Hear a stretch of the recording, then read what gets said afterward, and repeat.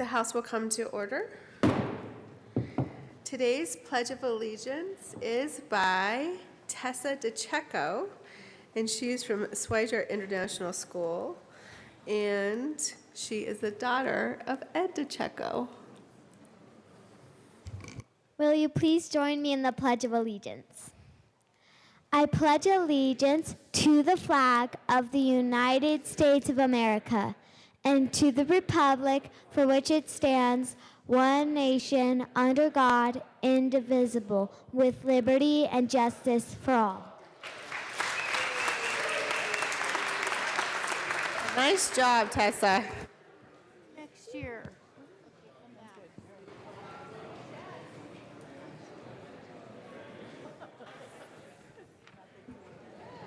Representatives Arndt, Becker J. Don't even say that.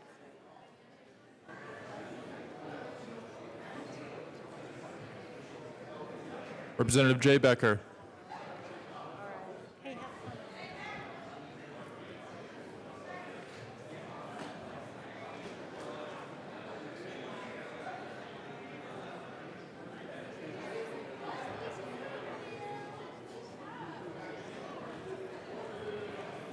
Just snag right off the top, huh?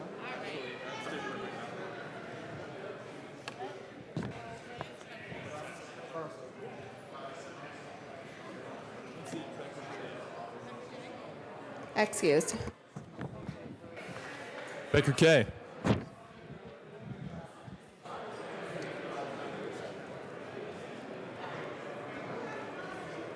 K. Becker. Representative J. Becker is present.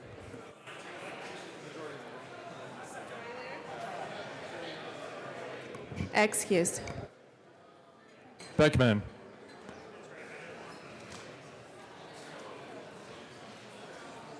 Beckman. Benavides. Bridges. Buck. Buckner.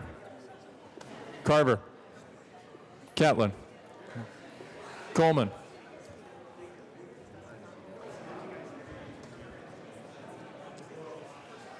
Coleman. Excused. Covarrubias. Danielson. Representative Coleman is present.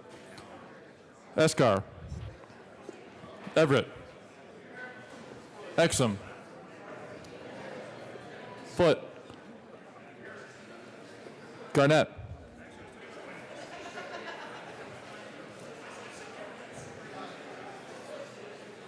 Garnett. Excused. Janal. Gray. Hamner. Hanson. Harrod. Putin. Representative Garnett is present. Putin. Representative K. Becker is present.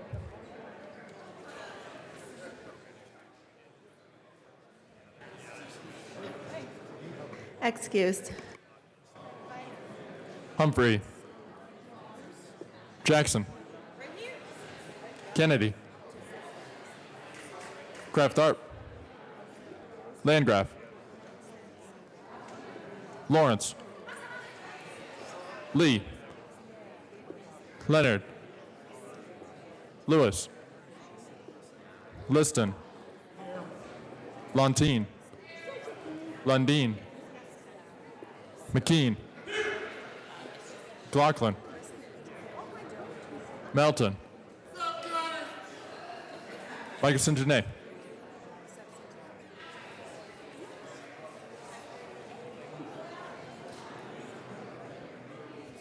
Michelson Janae. Neville. Pabone.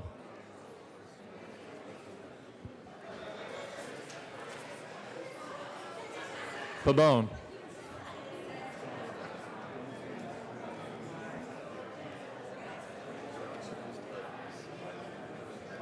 Excused.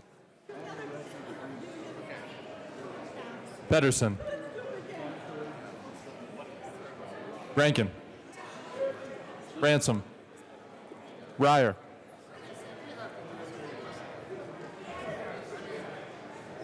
Roberts. Rosenthal. Sane. Salazar. Sandridge. Sias. Singer. Thurlow. Valdez. Van Winkle. Weissman. Willett. Williams. This is what they gave me, Wilson. just in case you haven't seen that one. Winkler. Winter. Wist. Young. Madam Speaker.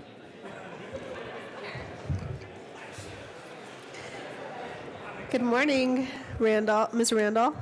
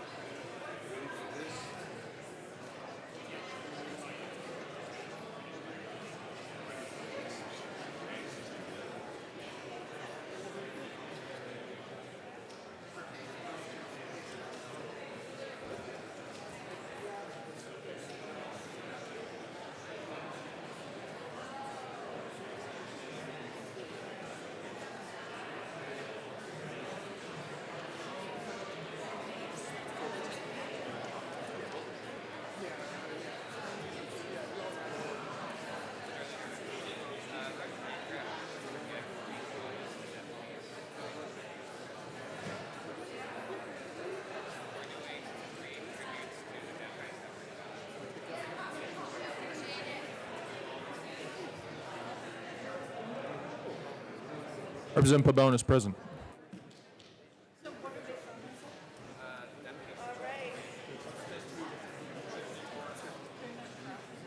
With 64 present and 1 excused, we do have a quorum. Representative Catlin, good morning. Good I morning, hope you Madam have Speaker. some more enlightening words for us. You have given us some very, very good prayers and poems. No, I think it's good. I think it's good. Representative Catlin, Thank you, Madam Speaker. It's a pleasure to serve with you. it's a pleasure to serve with you too. Colleagues, if I could have your attention. One of the things that seems to work in my mind is that no matter where you go, there you are. And, it sounds funny, but the hard part to do is to get away from yourself. No matter where we go, it continues to be with us. Today, since we're here, let's make the best of it. So, Madam Speaker, I move that the reading of the Journal of Tuesday, April 24th, 2018, be dispensed with and approved as corrected by the Chief Clerk. Thank you. Thank you, Representative Catlin. Members, you have heard the motion and Representative Catlin's enlightening words, which maybe we should have him say something every day between now and the end of session. But you have heard the motion. All of those in favor signify by saying aye. Aye. Those opposed signify by saying no. No! That motion passes. Thank you, Representative Catlin. All right. Announcements and introductions. Go ahead. Representative Melton. Thank you, Madam Speaker. And members, I just have a few different special guests here on the floor. First, I want to welcome some constituents of mine from House District 41. It's the House District 41 HD 41 Dems that are here for HD 41 Day. So please help me welcome them.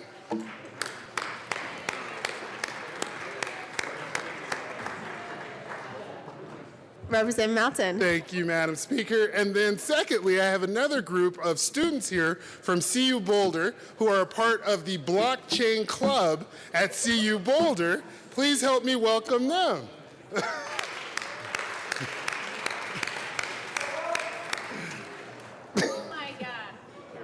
Representative Melton. Representative Melton. Thank you, Madam Speaker. And lastly, we have a director from the Aurora Public School Boards here with us, Mr. Kevin Cox.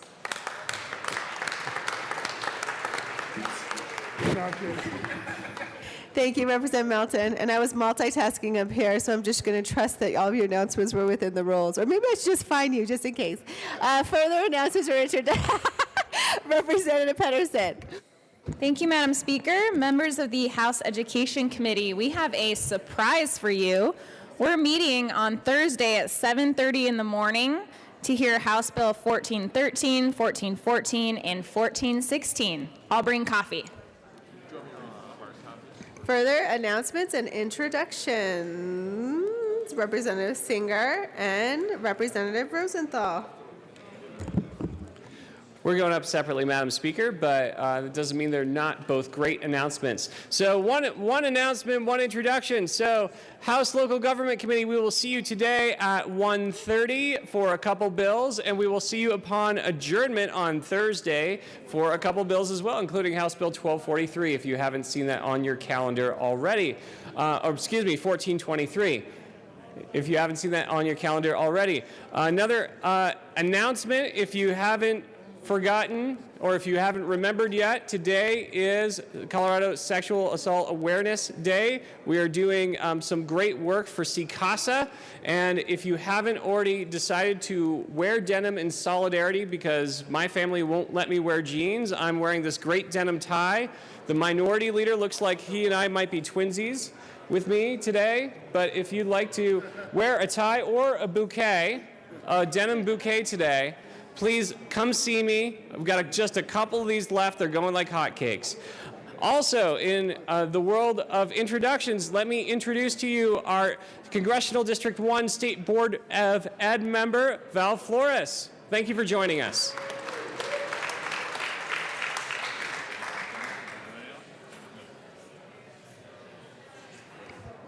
Representative Rosenthal. Thank you, Madam Speaker. Members! So on Friday, just wanted to remind you that there's the Aerospace and Defense Caucus is going to be having a lunch at the Administrative Office Building for legislators across the street, 1525 Sherman. At 11:45, we're getting started till about 1:15, 1:30. And hopefully we'll be able to talk a little bit about the military bases that are in Colorado and, you know, the role that they play in our state and in the defense of our country. So again, Friday, lunch, Aerospace Caucus, 11:45 to 1:30. So make sure you make a note of it, and hopefully you'll be able to attend. Thank you. Aim high. Representative Hansen. Thank you, Madam Speaker. And members, today is the final meeting of the House Select Committee on Climate Responsibility. I'm pleased to be joined by Representative Wist, Willett, Arndt, and Winter for our final session. Great program lined up across many different sectors of the Colorado economy, talking about how we can take care of our climate. Hope to see you upon adjournment in 271. Further announcements and introductions. Representative Weissman. Thank you, Madam Speaker. Members, one of the many things going on here today as we near the end of session is that this is STEM Day at the Capitol. We have a group of folks visiting up in the gallery here who are interested in the intersection of science and evidence-informed decisions and public policy making. I recognize one young woman with a degree in paleogeology from Yale, I think. I support evidence-based public policy, and I think regardless of party, we all should. So welcome to the Capitol today.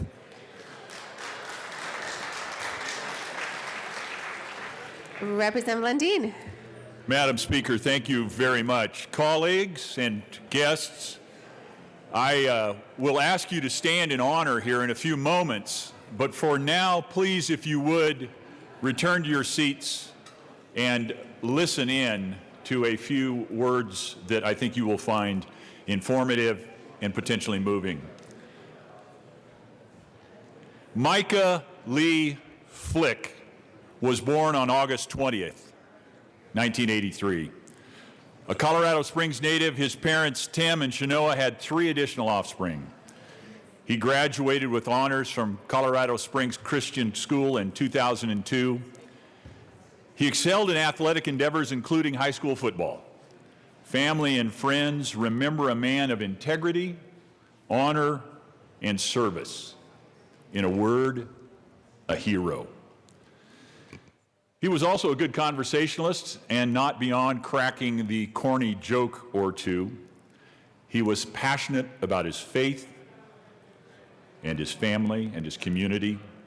He was especially passionate about his family, spending his nights with the twins, Elena and Levi, so his wife Rachel could take college courses to become a counselor.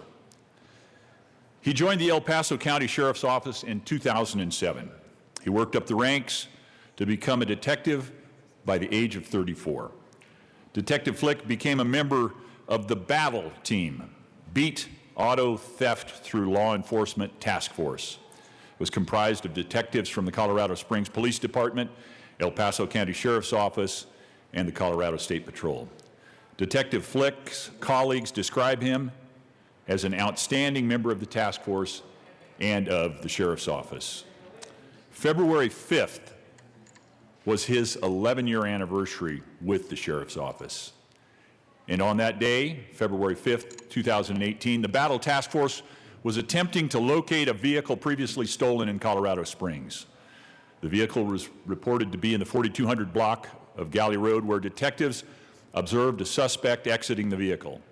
The detectives contacted the suspect, and a conflict and struggle ensued. The suspect then drew a handgun and began firing.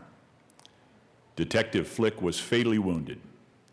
Deputy Scott Stone and Sergeant Jake Abenchan and Colorado Springs Police Department Detective Marcus Yanez were wounded.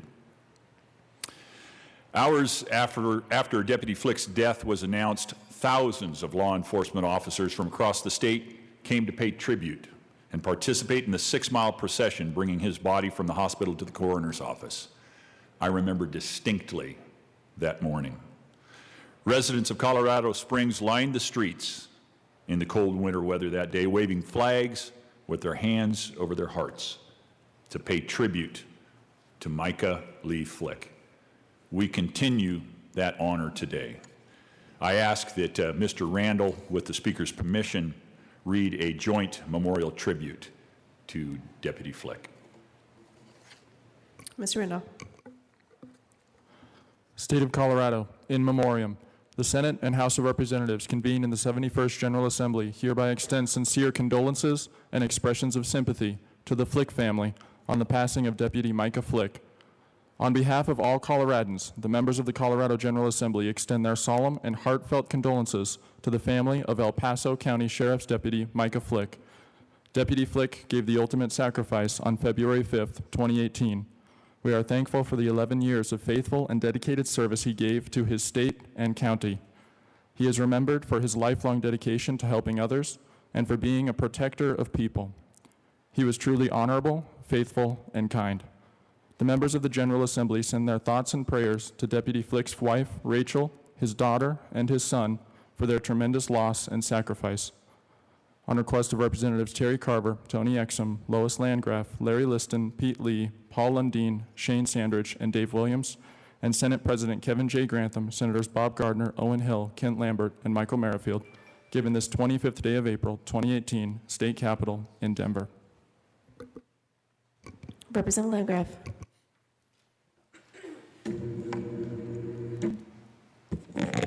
Thank you, Madam Speaker. It is an honor today to have the family of Micah Flick with us, as well as other members that we will get to in a little bit. And in honor of Deputy Flick, we did have both the state and the U.S. flag flown, and we will present those when we take a break. Please be seated, everybody. Well, stand up. Because at this time we have call to order of arms. Taps will be performed by Colorado State Patrol Sergeant Daryl Alston.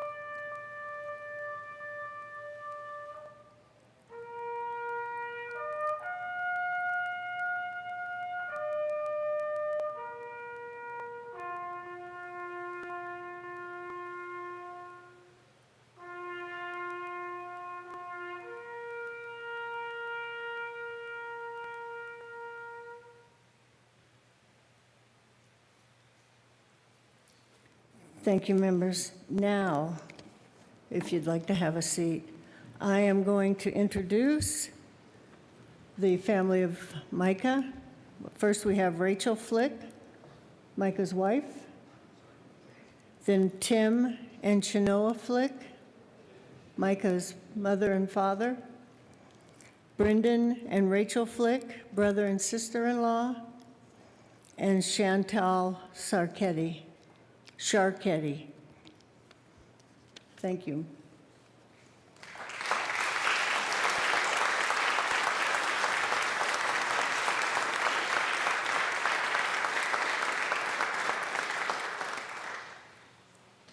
Representative Landgraf.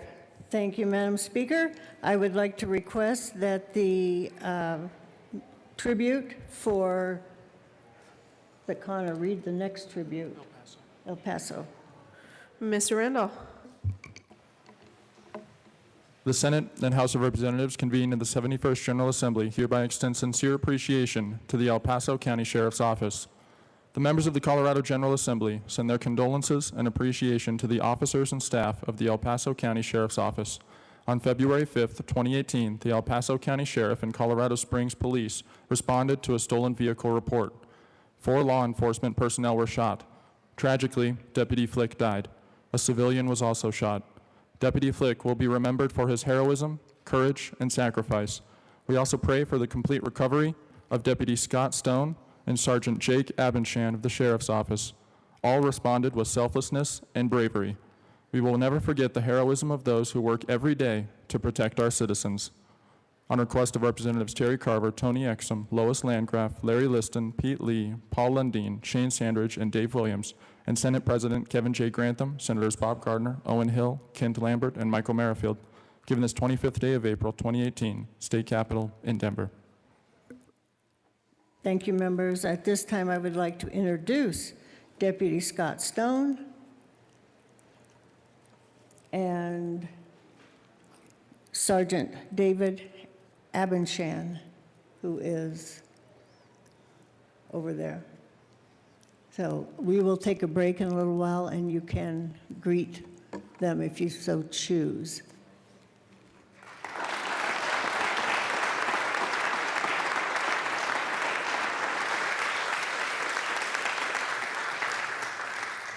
Representative Carver.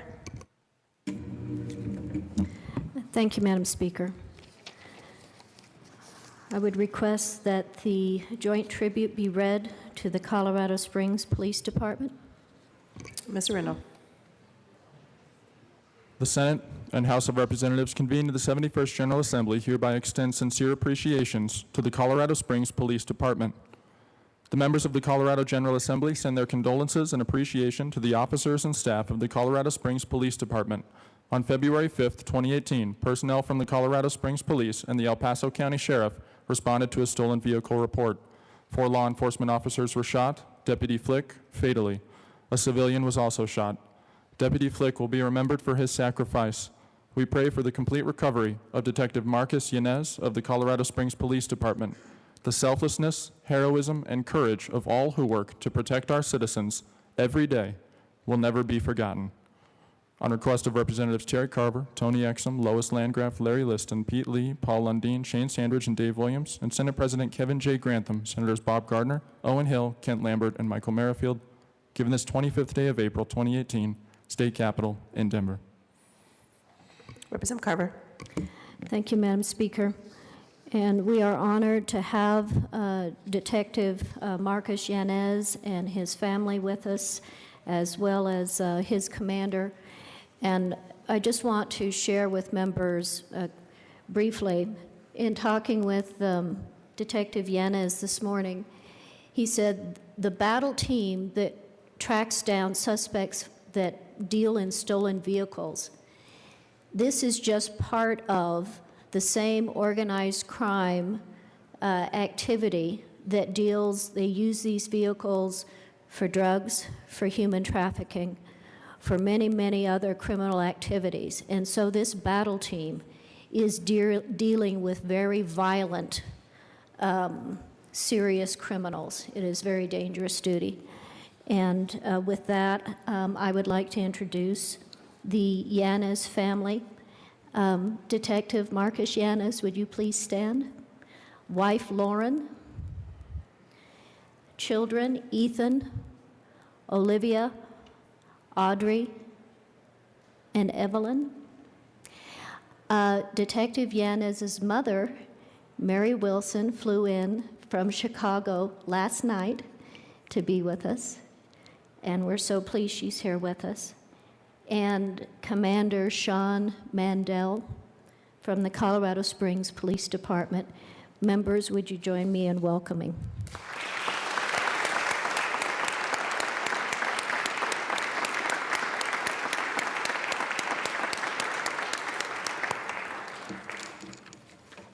Representative Landgraf.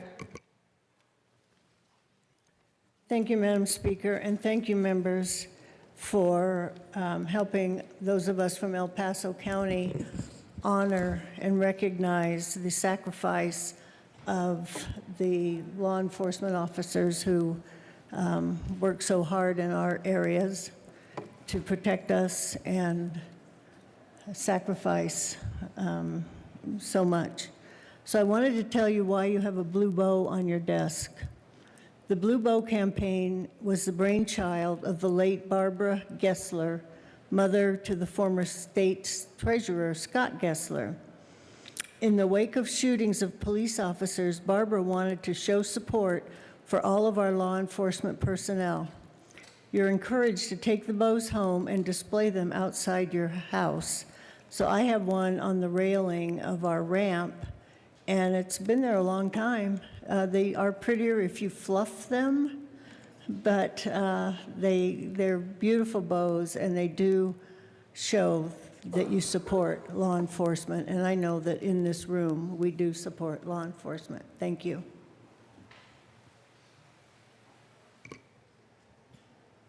Madam Speaker, I'd ask for a break so we can greet our guests. Okay, thank you, Representative Landgraf. And on behalf of the entire General Assembly, I'm so very sorry for your losses, and thank you so much to law enforcement that are on the front lines every single day to make our communities safe. With that, we will take a break. The House will stand in recess.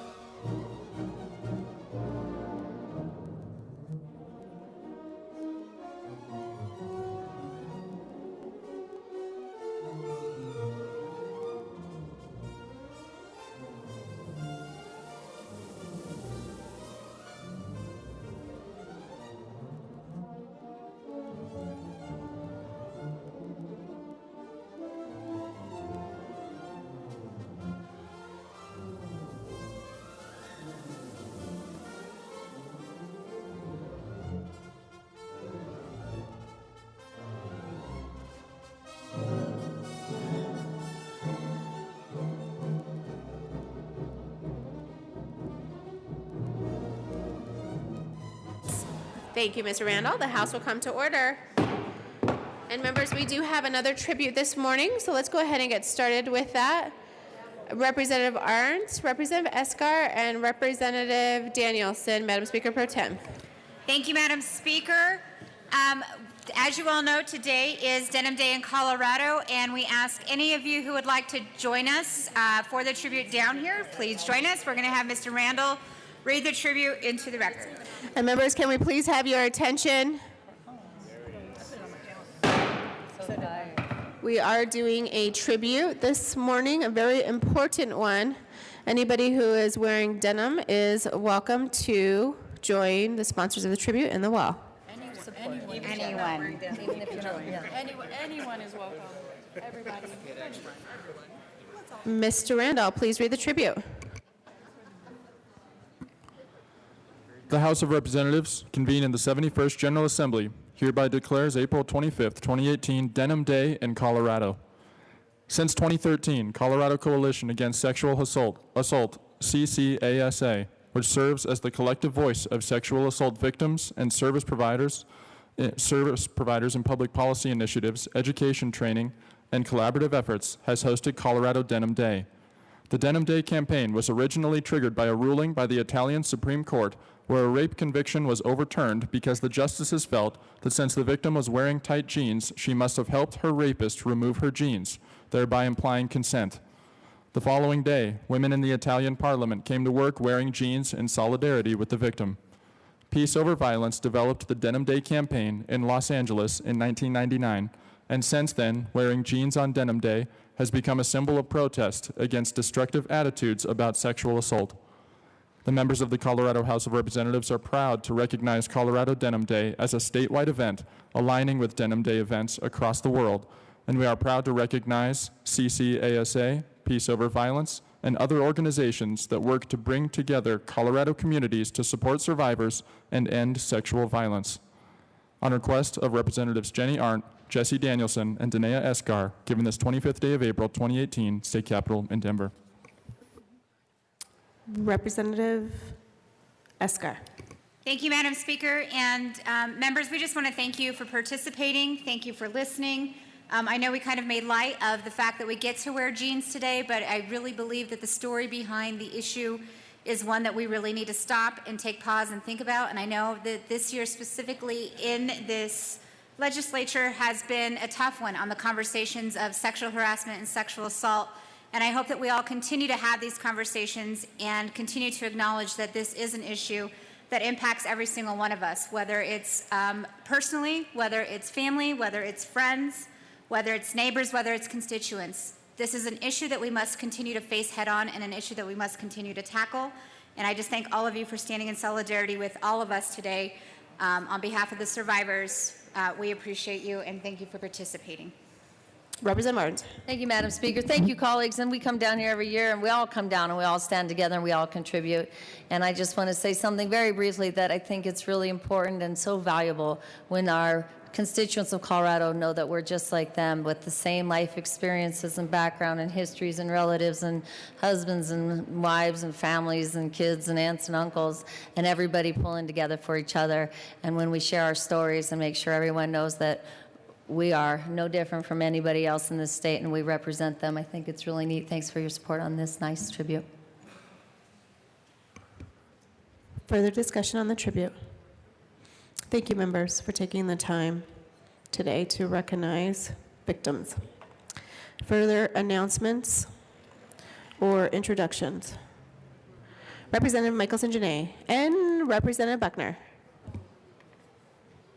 Good morning, colleagues. I would like to introduce two people who are here today.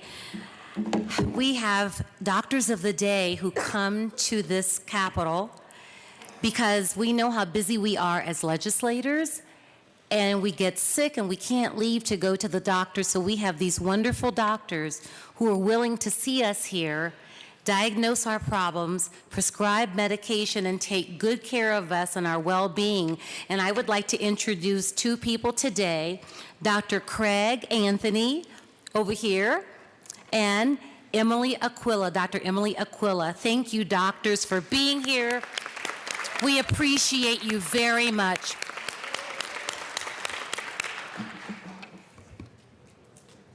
Representative Michelson-Janae. Thank you, Madam Speaker. And I'd like to invite all the alum of University of Colorado, whatever branch, to please join me in the well. And the representative for University of Colorado, Representative Hooten, as well, please. And Representative Becker. She's coming, I'll start. Monday, I think it was Monday, every day this week seems like it might be about a month. 2 days. Monday, there was an attack of some sort on the University of Colorado Chabad. Chabad is, if you've ever been over in the Senate for when the rabbi is there, Rabbi Sarah Bransky, who does the service or the prayer over at the Senate, is a Chabad rabbi. Chabad is a branch, I spoke about the rabbi who is the founder of Chabad, Menachem Mendel Schneerson. We did a tribute on his birthday. It's an outreach organization. They bring people in, specifically provide services for Jewish people who might not have access to those services, such as prayer, such as kosher food, such as holidays, such as they put the mezuzah up on my door in my office here, the little thing that you kiss when you walk in the door. Come see it, it's very cool. We were here talking about the Armenian genocide, and we have been here talking about history that reflects the stories of all of our people. And we have made serious statements this session that we don't want bias, hatred, disparity in our state.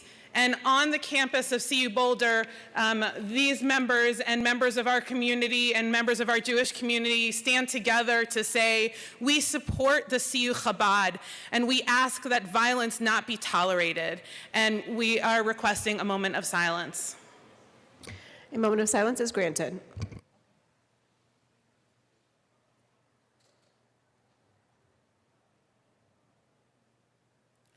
Thank you.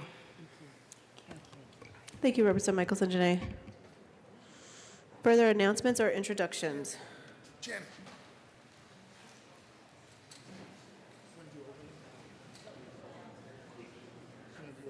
Representative Melton. And Janica. Representative Buckner. Thank you, Madam Speaker. And members of the chamber, I have one other group to welcome here to the Capitol, and that is students from Overland High School, which is over in House District 41. The students will stand.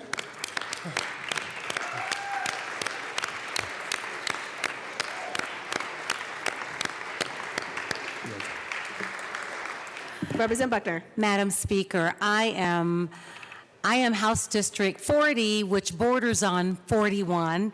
So Representative Melton and I both share Overland for a couple of special reasons. My late husband, John Buckner, was the principal at Overland High School for 17 years. It was his heart. He loved Overland. And today I asked the students if they've ever been to the John W. Buckner Gymnasium, but he would have rather have had the library named after him because he really believed in getting the best education possible, which is what you're getting at Overland. So welcome, Overland High School.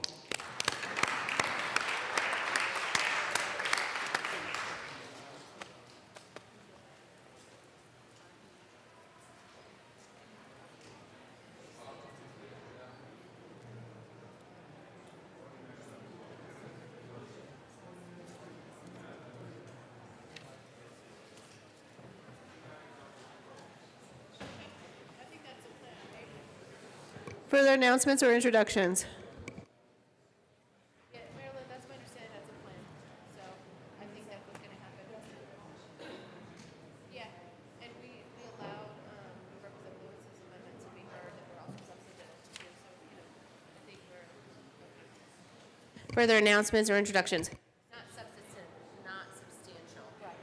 Which is different than technical amendments, because people interpret that as technical. It's not technical. The language doesn't say that. Further announcements or introductions? Seeing none. Seeing no further announcements or introductions. All right, I guess we do have an announcement. Representative Pete Lee. Thank you, Madam Speaker. For Judiciary Committee, the House bill from last night, 12:30, that we had to terminate the hearing on early, will be heard at 1:30 on the 26th tomorrow. Thank you. Further announcements or introductions?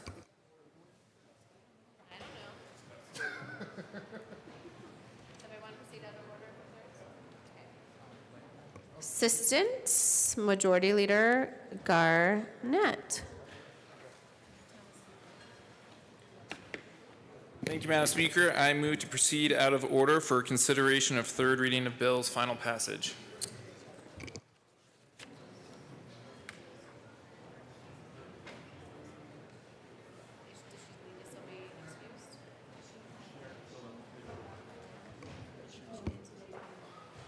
We will now proceed out of order for the immediate consideration of third reading of bills.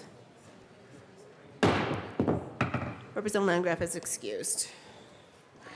All right, let's start with House Bill 1318. Mr. Randall, please read the title. House Bill 1318, Representatives Hooten, Hanson, House Senator Kirk, concerning requirement of the candidates for certain federal or executive offices to file income tax returns with the Secretary of State. Assistant Majority Leader Garnett. Thank you, Madam Speaker. I move for the passage of House Bill 1318 on third reading and final passage. Question before us is the passage of House Bill 1318 on third reading and final passage. Representative Hanson. Thank you very much, Madam Speaker. And this is my first journey to the well on a third reading, but I tried to, but no amendments, I promise. But I think there's an important point that needs to be made, and I looked for my opportunity to do that on seconds, but it was not available because half the chamber was eating chili. So if you will allow me just a quick moment of your time. This bill is something we discussed last year. And the reason we decided to bring it back this year was because I think the urgency and the need has only increased. And I want to point out one specific reason for that, and that is Article 1, Section 9, Clause 8 of the U.S. Constitution. That's the emoluments clause. No title of nobility shall be granted by the United States, and no person holding any office of profit or trust under them shall, without the consent of Congress, accept any present emolument, office, or title of any kind whatsoever, whatever, from any king, prince, or foreign state. We bring this bill back today because this is a growing issue that needs to be addressed, and we have a chance here in the state of Colorado to weigh in. And I think it's important that we take that opportunity, and that's what this bill does. In the 22nd Federalist paper, Alexander Hamilton said, "One of the weak sides of republics, among their numerous advantages, is that they afford too easy an inlet for foreign corruption." What is an emolument? Why did our founders even care about this? Why did it make it into Article 1 of the Constitution? It's a profit, benefit, or advantage of any kind. Any kind. How can we as voters understand that clause, make a decision on that clause, if we don't have an understanding of what our elected officials are doing or not doing? That's what this bill is all about. We have a long list of countries that are currently influencing the U.S. government. It's been documented.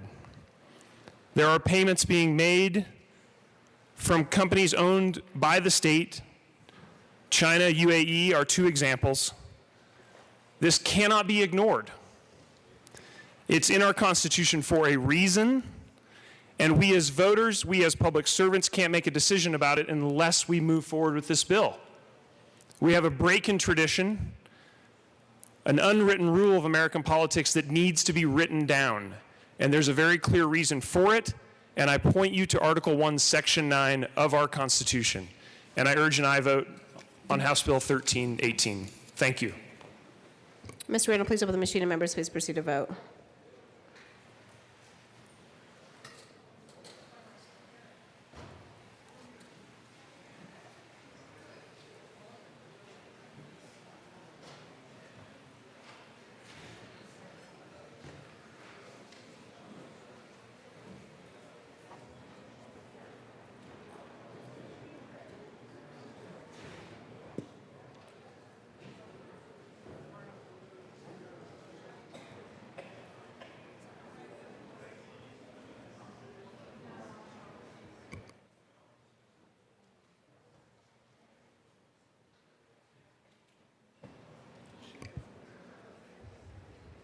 Representative Landgraf is supposed to be excused.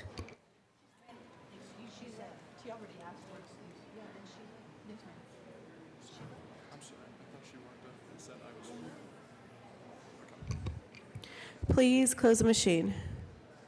With 36 yes votes, 28 no votes, and 1 excused, House Bill 1318 is passed. Co-sponsors.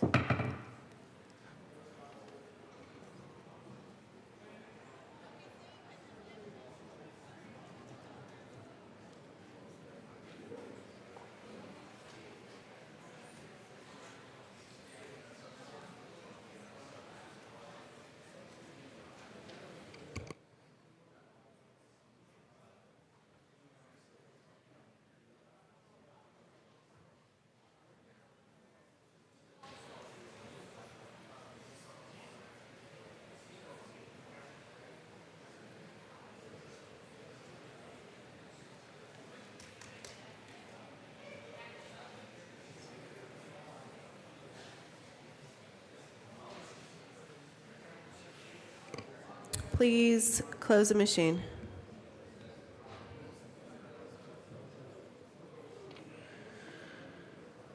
Mr. Randall, please read the title of House Bill 1298. House Bill 1298, Representatives Pedersen and Bridges, House Senators Donovan and Todd, concerning the creation of the Colorado Secure Savings Plan.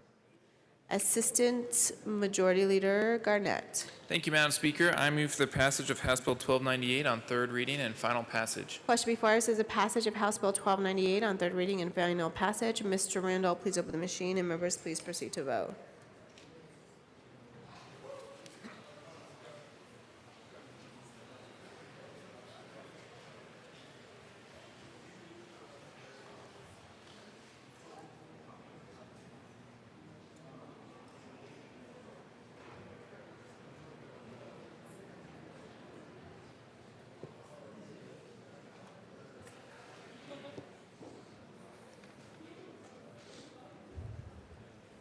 Representative McKean.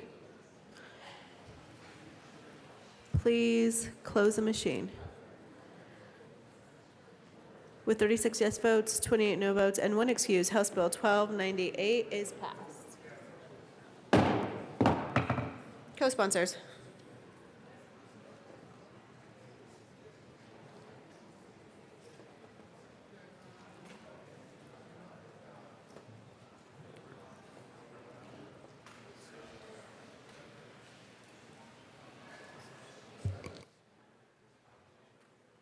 Co-sponsors.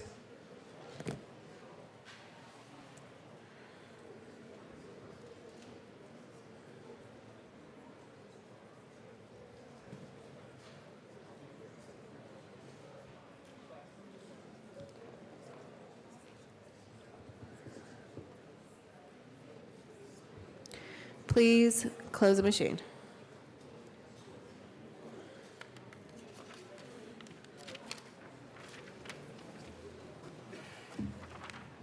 Mr. Randall, please read the title of House Bill 1373. House Bill 1373, Representative Speaker Jane Hanson, Honorables of Palm, Garner, and Capalas. Turning the use of state communications network by private entities through private-public, private-private partnerships in connection with relocating laws related to state telecommunication network from the Department of Public Safety statutes regarding telecommunication coordination within the state government. Assistant Majority Leader Garnett. Thank you, Madam Speaker. I move for the passage of House Bill 1373 on third reading and final passage. The question before us is a passage of House Bill 1373 on third reading and final passage. Mr. Randall, please open the machine, and members, please proceed to vote.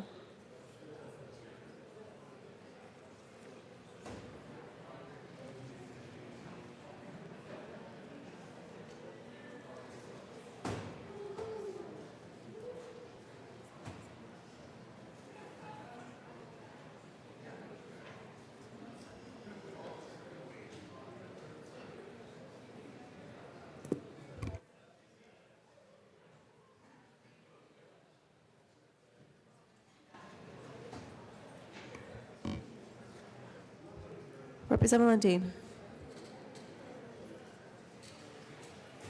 Please close the machine. With 64 yes votes, 0 no votes, and 1 excuse, House Bill 1373 is passed.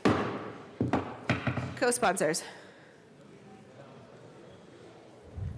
And members, it's very loud in here. If we could, we are in third reading. If we could quiet down a bit.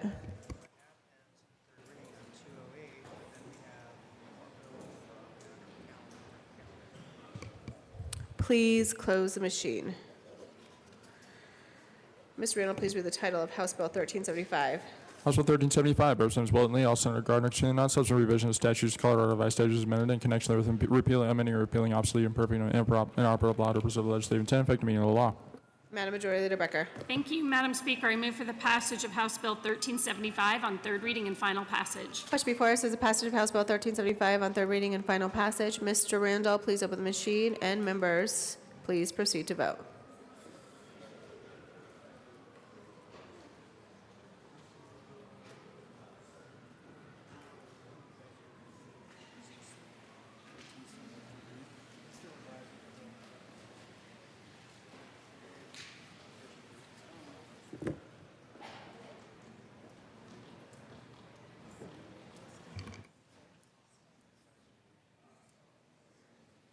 Madam Majority Leader. Please close the machine. With 64 yes votes, 0 no votes, and 1 excuse, House Bill 1375 is passed. Co-sponsors.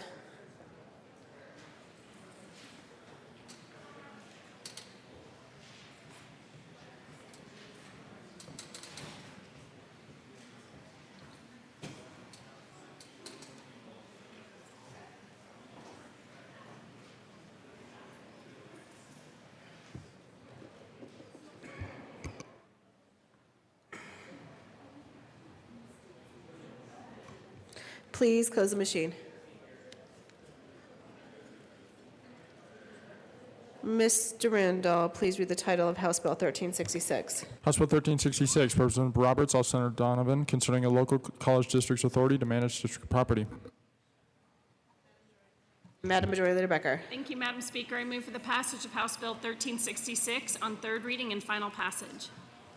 Question before us is the passage of House Bill 1366 on third reading and final passage.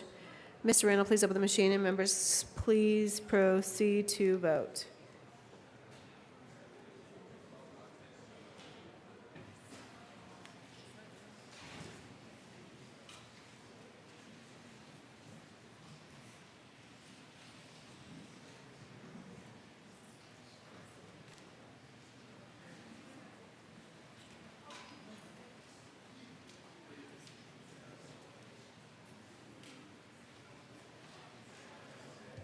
Please close the machine.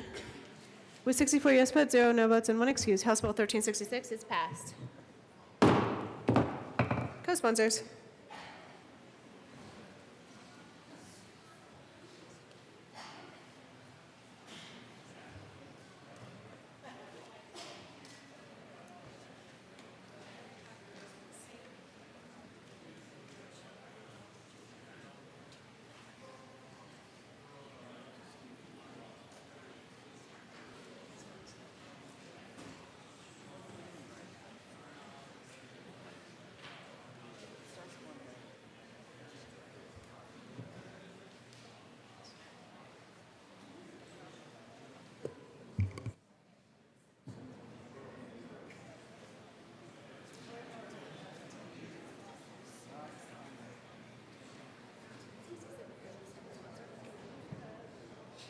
Please close the machine.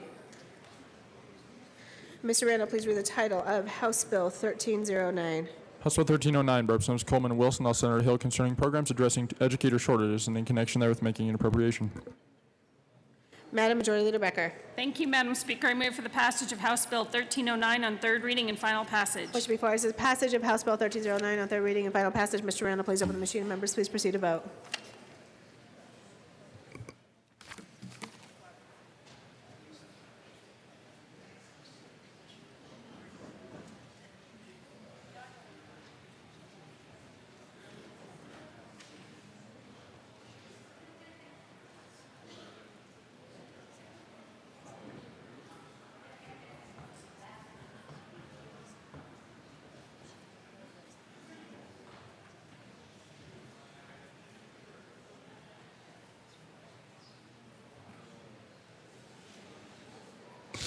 Please close the machine. With 47 yes votes, 17 no votes, and 1 excused, House Bill 1309 is passed. Co-sponsors.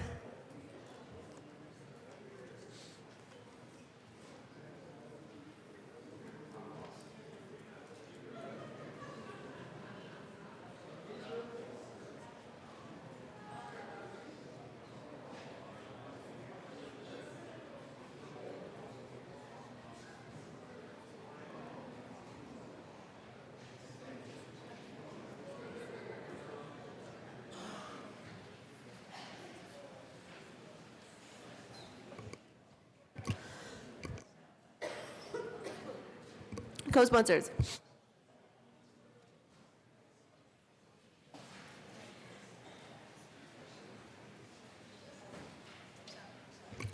Please close the machine.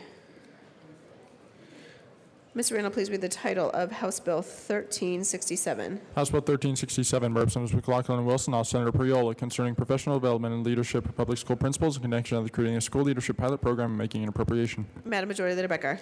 Thank you, Madam Speaker. I move to lay over. I move for the passage. Psych. I move for the passage of House Bill 1367 on third reading and final passage. I think you gave a couple of our members a heart attack there. The motion is for the passage of House Bill 1367 on third reading and final passage. Mr. Randall, please open the machine, and members, please proceed to vote. And members, please don't get too loud. We have a lot more bills to go through.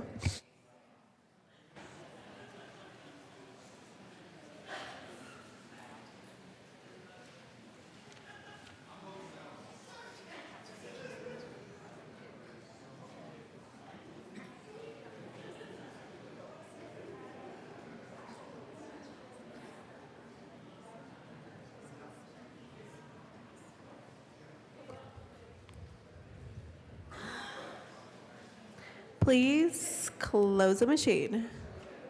With 39 yes votes, 25 no votes, and 1 excused, House Bill 1367 is passed. co-sponsors.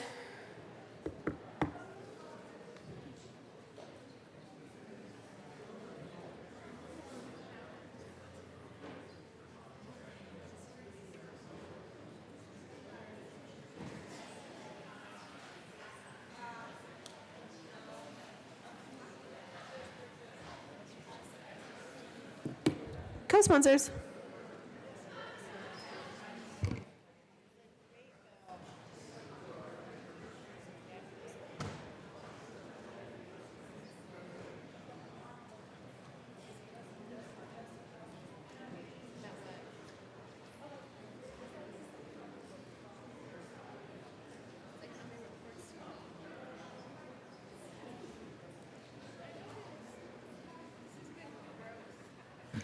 Please close the machine.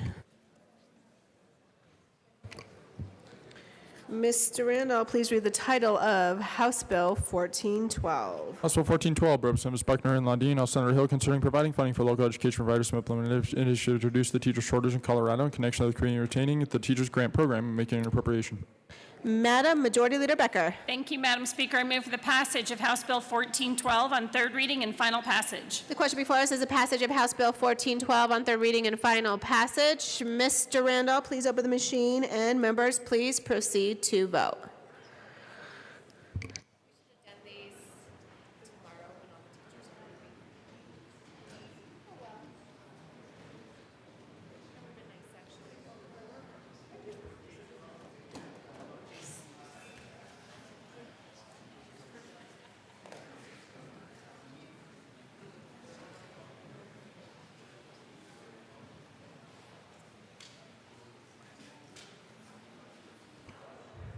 Representative Melton and Representative Pabon, please vote.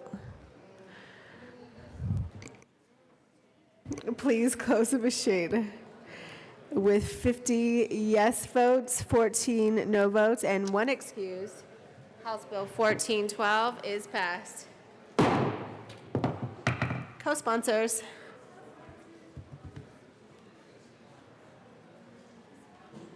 Co-sponsors.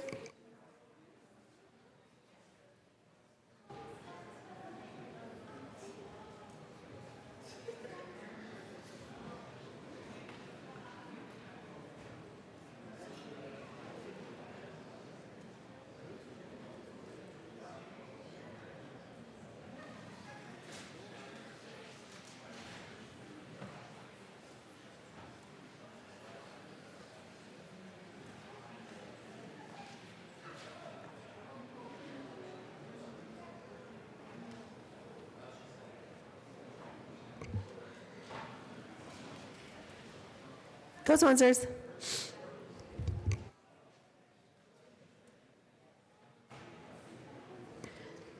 Please close the machine. Mr. Randall, please read the title of House Bill 1369. House Bill 1369, by Representatives Hooten, all Senator Moreno, concerning repealing obsolete statutory references to the repealed Proposition AA refund account. Madam Majority Leader Becker. Thank you, Madam Speaker. I move for the passage of House Bill 1369 on third reading and final passage. Question before us is the passage of House Bill 1369 on third reading and final passage. Mr. Randall, please open the machine, and members, please proceed to vote.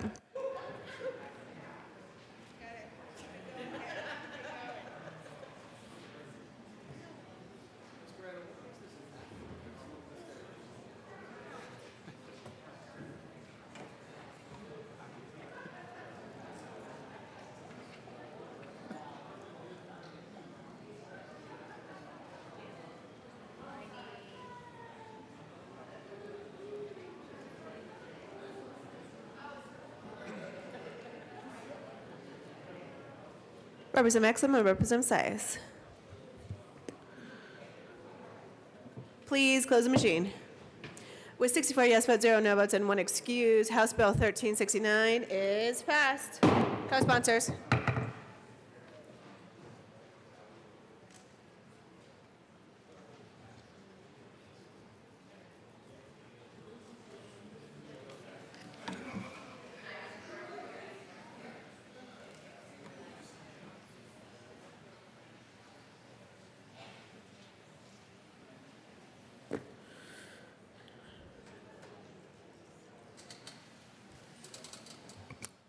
Please close the machine.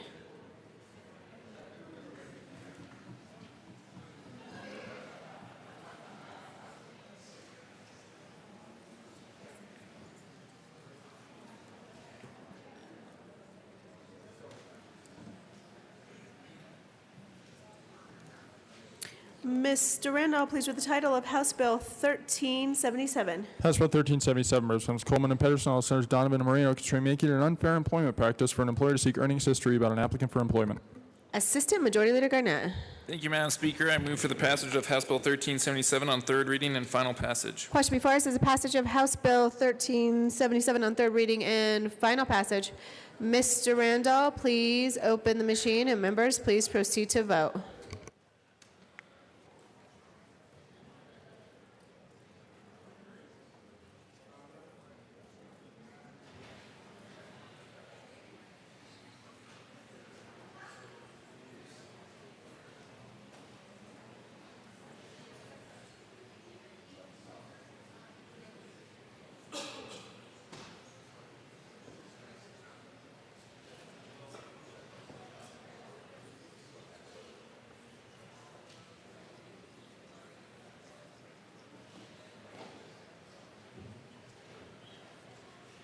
Please close the machine.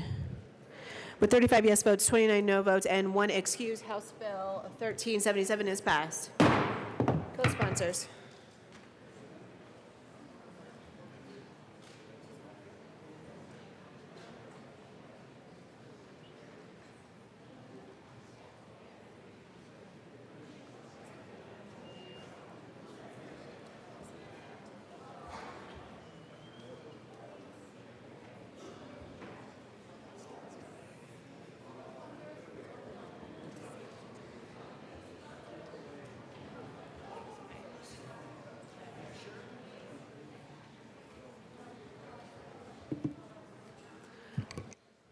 Co-sponsors.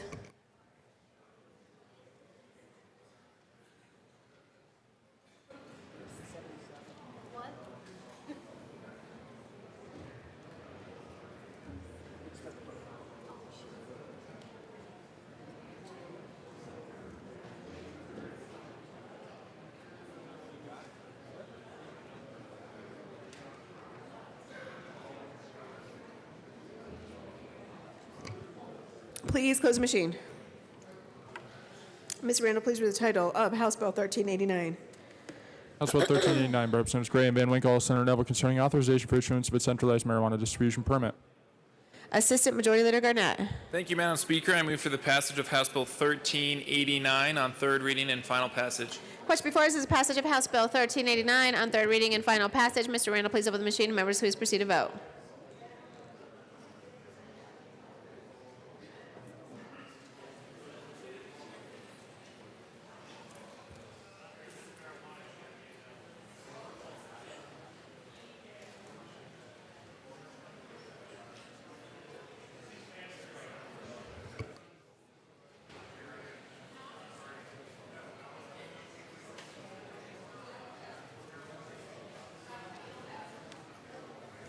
Representative Lundeen, McKean, Melton, Pedersen, Rankin, and Humphrey. Please vote.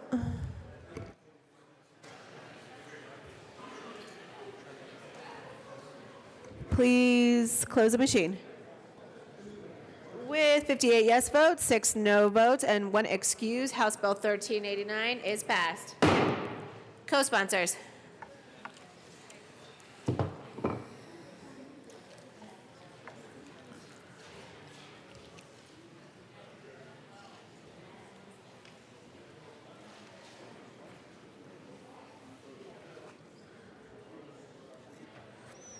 Please close the machine. Mr. Randall, please read the title of House Bill 1053. House Bill 1053 by Representatives Hart and Hanson, all Senator Donovan, concerning the allowable uses of reclaimed domestic wastewater in connection with allowing reclaimed domestic wastewater to be used for marijuana cultivation. Assistant Majority Leader Garnett. Thank you, Madam Speaker. I move for the passage of House Bill 1053 on third reading and final passage. Representative Pabon. Thank you, Madam Speaker, and I will be brief because I know we have a lot to do this morning, but On second reading, I expressed concerns about this bill, and I want to just reiterate those briefly for the membership here. There is a coalition of industry members, Live Well, the Marijuana Industry Group, the Cannabis Business Alliance, Native Roots, who have major concerns with this bill. And the issue is this, it's about a recognition that while the bill makes the use of this water permissive, it may be mandated down the road by local jurisdictions. And when that mandate comes into place, the fact that we have regulated cannabis, marijuana at its highest levels with regard to pesticides, with regards to tests that have to be paid for and spent for many times over. The fact of the matter is, cannabis and marijuana is unlike many other substances that reclaimed water can be used for. It is concentrated for edibles, for consumption, vape and smoke, tinctures, and there is no good understanding right now because the science hasn't been performed, as we well know, about how reclaimed water can affect a user of this sort. And so if we have an issue where the industry is testing hot for substances that might otherwise be found normal in a regular crop, and by the way, we set our standards much higher in cannabis than for regular water treatment, then that is going to be an issue. And again, I don't think anyone doubts that the sponsors' intentions are good, it's sustainable, but the fact of the matter is the science hasn't been developed for this particular area, and that is going to lead to, at best, confusion, at worst, uncertainty, which will only, no doubt, cost the industry more money in trying to comply with and pay for these tests that they've already spent thousands and thousands of dollars on. So I would ask for a no vote on 1053. Further discussion, Representative Hansen and Representative Arndt. Thank you very much, Madam Speaker, and I'll also be brief. I want to point out what we did on seconds together, which was to add an amendment that I think goes to the heart of the comments that were just made by Representative Pabon. And that is that I think he's absolutely right. The science is not fully developed. And in fact, this General Assembly has empowered the MED to make sure that the science is sound. And what we're doing with this bill is adding marijuana to the list of permissive items. So this reclaimed water could be used in the future if it is appropriate. And we put a very important safeguard on an amendment yesterday, which was that until it meets MED standards, it can't be used in marijuana. That's exactly the safeguard that I think is appropriate in this case for the very reason that was pointed out in the last set of comments. So I think we've listened very hard to what industry has had to say, tried to be very responsive to their concerns, making sure that standards as set by the MED are in place and that nothing on the water side is going to supersede those. And that's exactly the efforts we've made as sponsors to listen carefully to those concerns and respond. Representative Arndt. Thank you very much. And members, we did pass the edible crops wastewater bill out, and it is over to the governor's desk now. And that is salad, lettuce, indoor grows, seedlings. This water will be treated as per the legislation up to 1987 potability standards. Okay? And it's permissive. And just don't confuse, like I did at first, the Live Well that was represented by our colleague down here. Those aren't the healthy Live Well folks. That's the marijuana industry Live Well folks. So there's two groups down here named Live Well. At first I was like, Live Well doesn't like it. I better, that's another thing. The other thing, the amendment that we put on says nothing in this that cannot be forced to use water that would anyway impact their ability to grow. So we urge a yes vote on the bill. Thank you. Further discussion, Representative Sane. Thank you, Madam Speaker. And this is one of the reclaimed water uses I did vote yes for.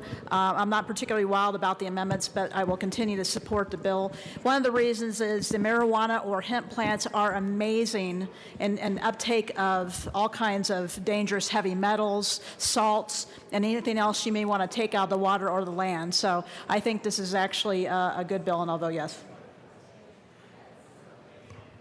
Further discussion? Seeing no further discussion, Mr. Randall, please open the machine, and members, please proceed to vote.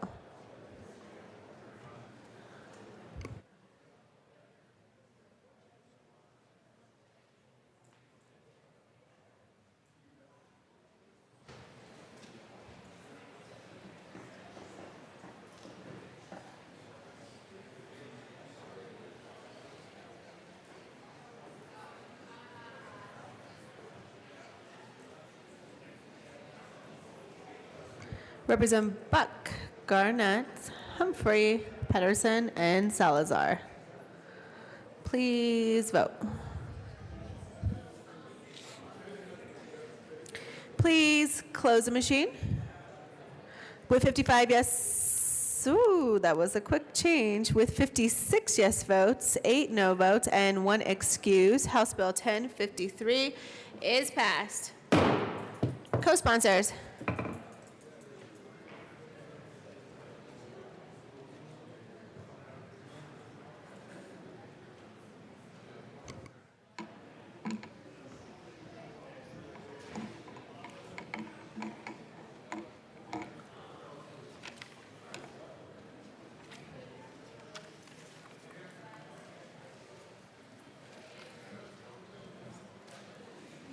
Please close the machine.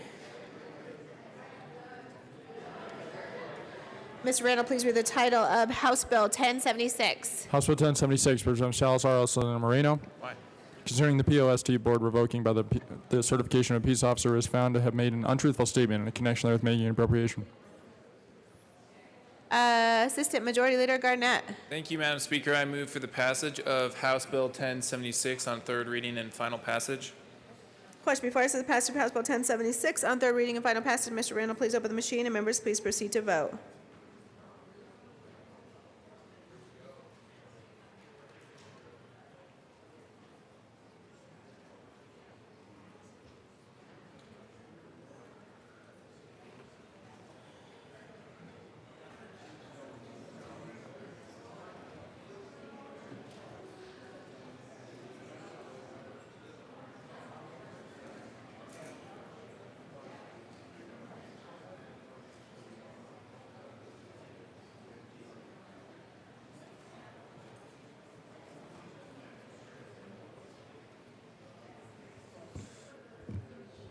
Representative Humphrey and Representative Rosenthal. Please close the machine. With 40 yes votes, 24 no votes, and 1 excuse, House Bill 1076 is passed. Co-sponsors.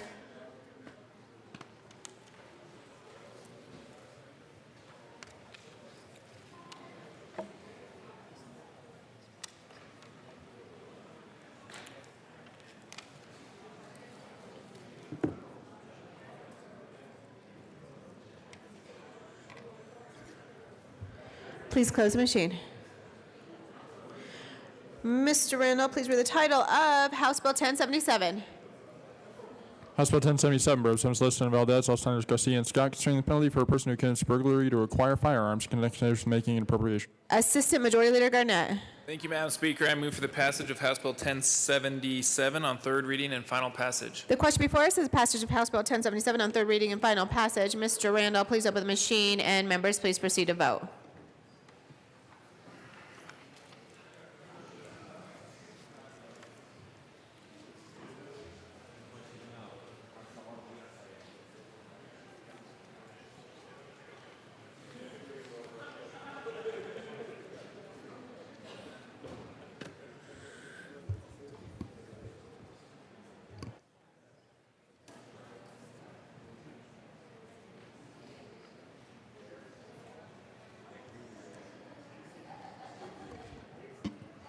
Representative Harrod and Madam Majority Leader Becker.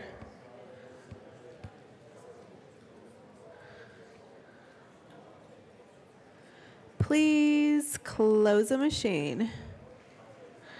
With 61 yes votes, 3 no votes, and 1 excuse, House Bill 1077 is passed. Co-sponsors. Where's Representative Liston? There was no conspiracy. Just so you know.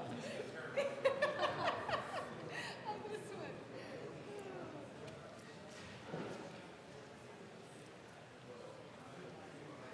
Co-sponsors.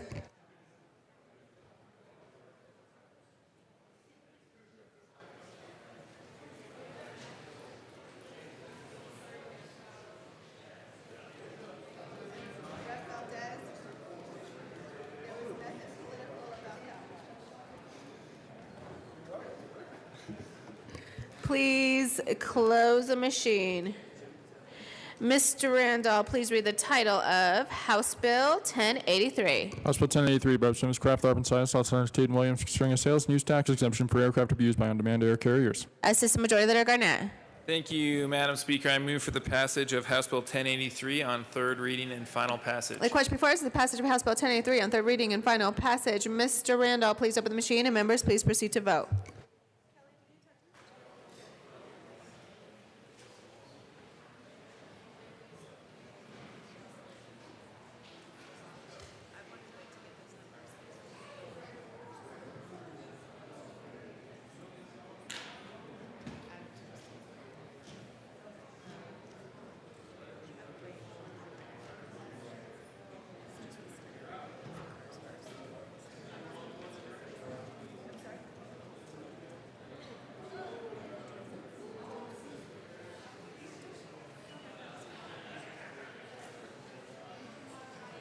Representative Humphrey.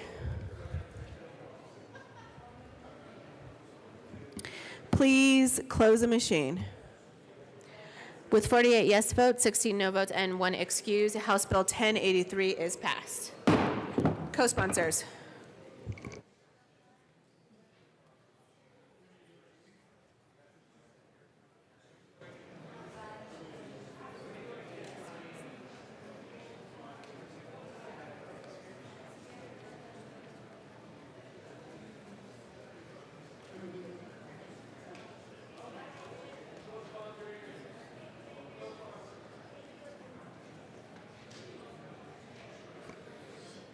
Please close the machine.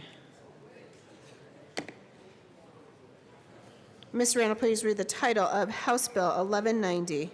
House Bill 1190, Representatives Escar and McKean, House Senators Tate and Garcia, concerning modification to the Colorado Job Creation and Main Street Revitalization Act. Assistant Majority Leader Garnett. Thank you, Madam Speaker. I move for the passage of House Bill 1190 on third reading and final passage. All right, you have heard the motion. Mr. Randall, please open the machine, and members, please proceed to vote on the passage of House Bill 1190 on third reading and final passage.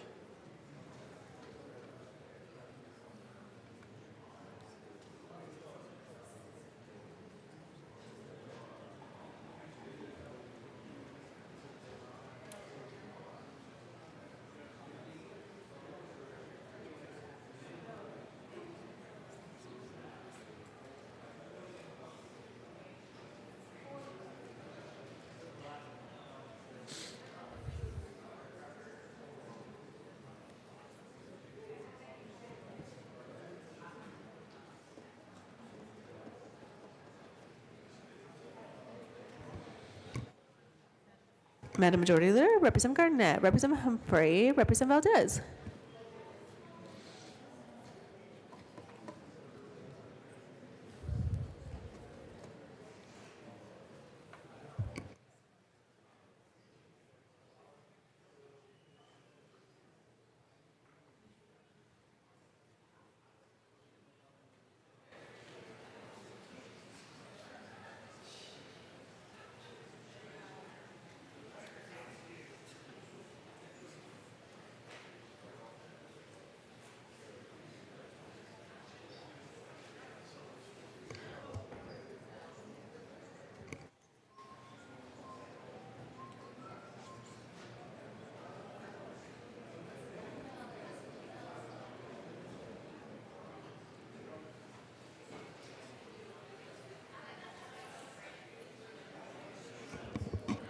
Please close the machine. With 45 yes votes, 19 no votes, and 1 excuse, House Bill 1190 is passed. Co-sponsors.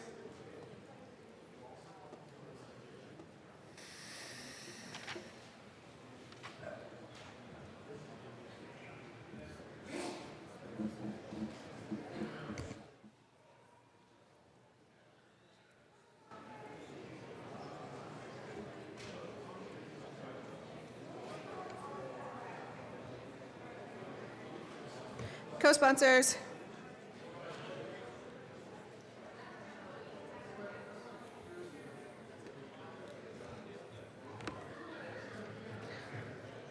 Please close the machine.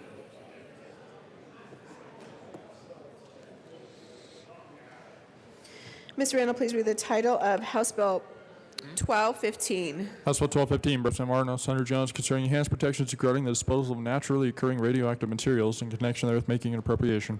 Assistant Majority Leader Garnett. Thank you, Madam Speaker. I move for the passage of House Bill 1215 on third reading and final passage. Question before us is the passage of House Bill 1215 on third reading and final passage. Mr. Randall, please open the machine. Members, please proceed to vote.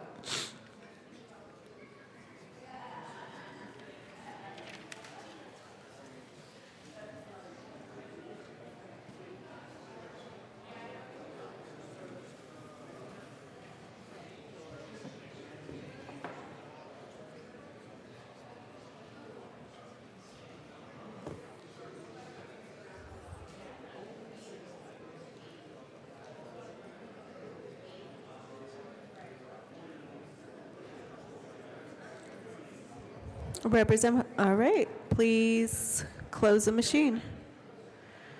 With 36 yes votes, 28 no votes, and 1 excuse, House Bill 1215 is passed.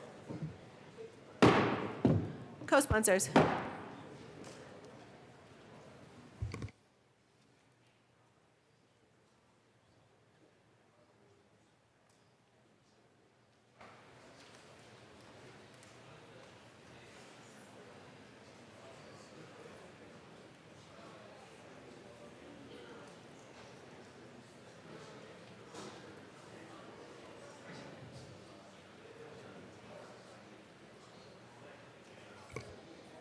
Co-sponsors.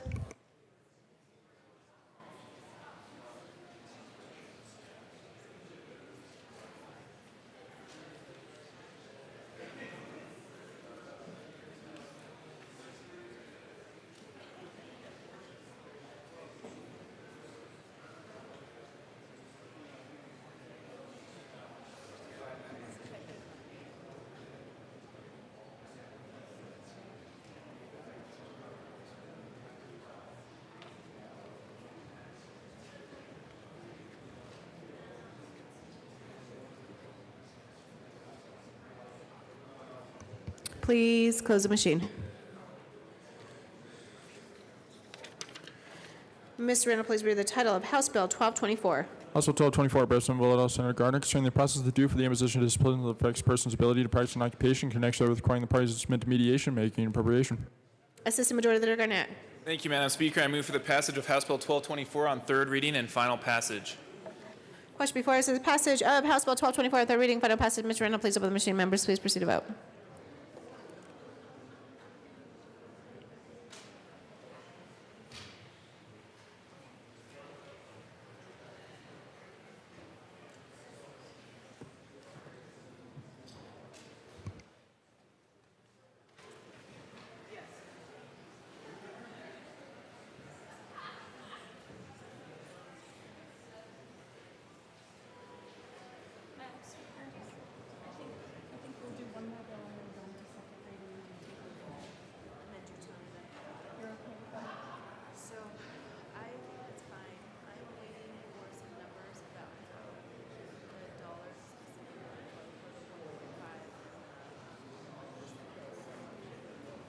Please close the machine. With 64 yes votes, 0 no votes, and 1 excuse, House Bill 1224 is passed. Co-sponsors.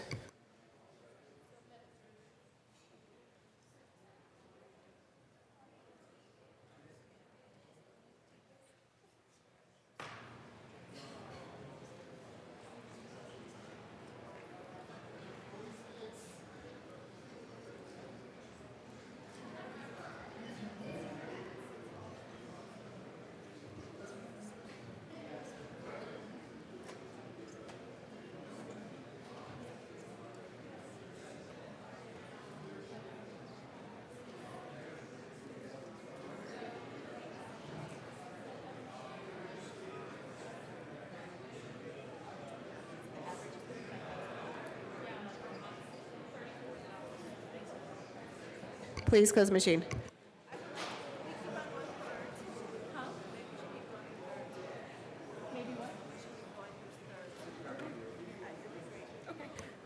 Mr. Randall, please read the title of House Bill 1244.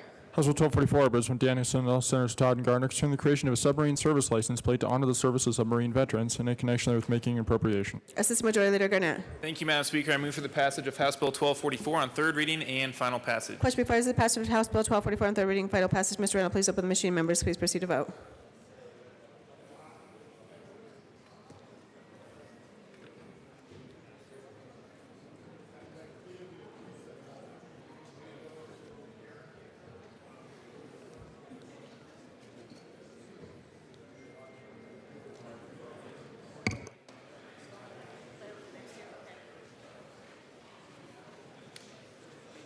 Representative Catlin, Representative Lewis, Representative Pedersen, Representative Winkler. Please, Representative Lewis and Representative Winkler.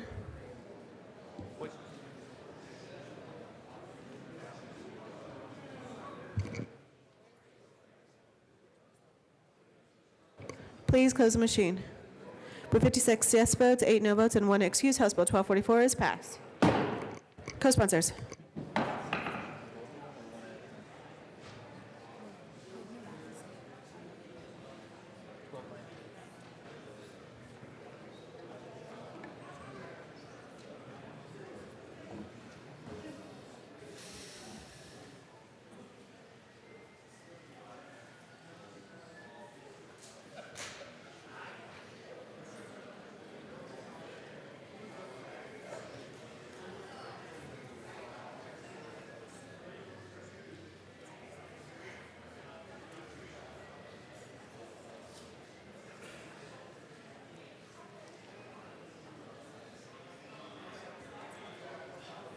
Please close the machine.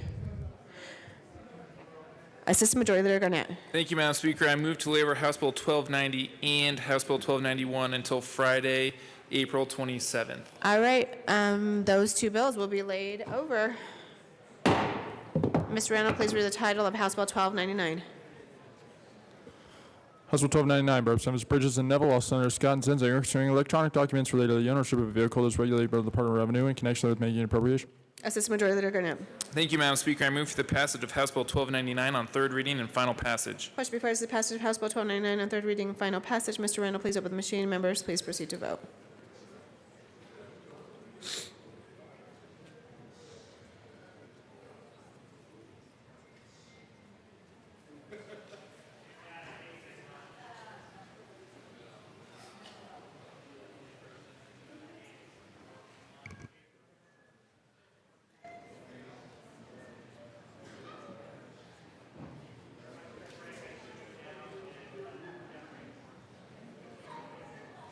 Representative Benavides, Buckner, Lee, and Sias, please vote.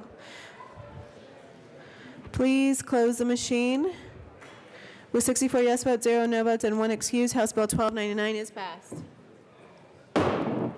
Co-sponsors.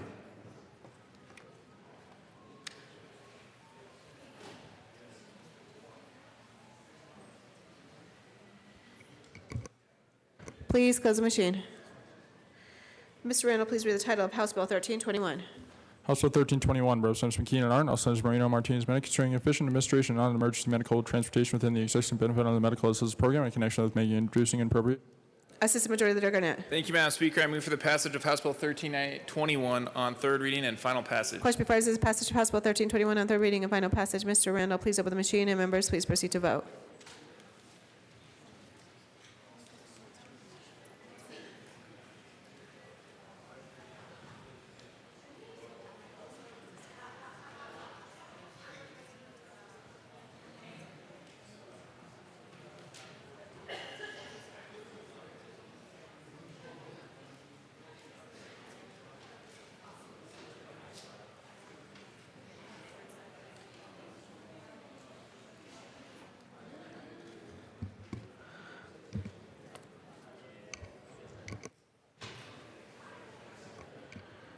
Representative Benavides and Lundin.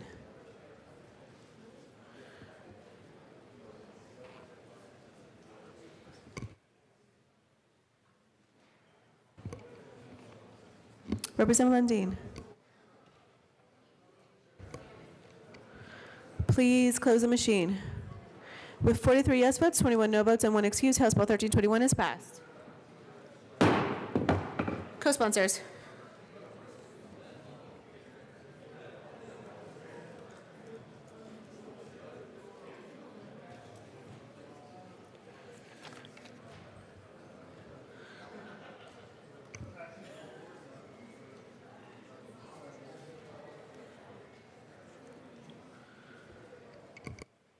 Please close the machine. Mr. Randall, please read the title of House Bill 1349. House Bill 1349 by Representative Janala, Senator Cook. Concerning the use of reevaluation by the Department of Transportation, conjunction with extending the Department's excess authority on state law to use waiver evaluation of value and properties on seeks to dispose of the maximum extent permitted by federal law, regulations, and clarifying the waiver evaluation on an appraisal of an individual, including licensed real estate, certified real estate appraisers, and not appraisal for purposes of state or laws regulating appraisal of the individual performance of waiver evaluation. Assistant Majority Leader Garnett. Thank you, Madam Speaker, and nice job, Mr. Randall. I move for the passage of House Bill 1349 on third reading and final passage. The question before us is the passage of House Bill 1349 on third reading and final passage. Mr. Randall, please open the machine. Members, please proceed to vote.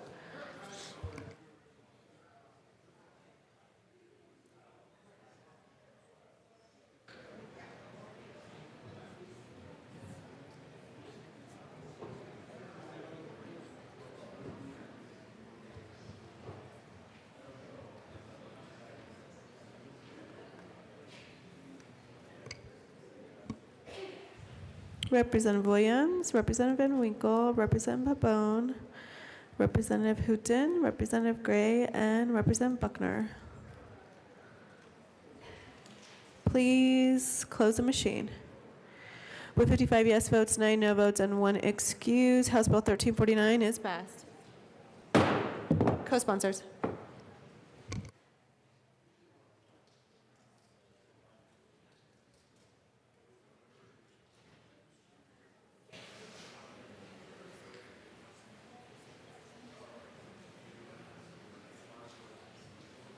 Please close the machine. Mr. Randall, please read the title of House Bill 1384.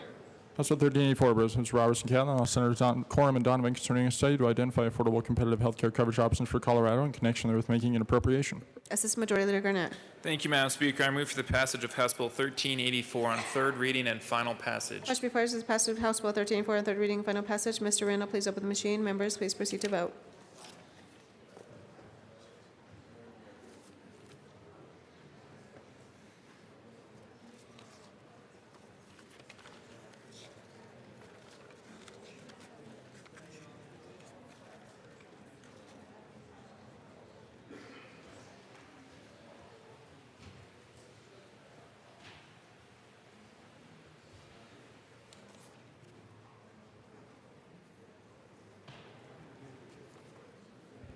Representative Buck and Representative Humphrey.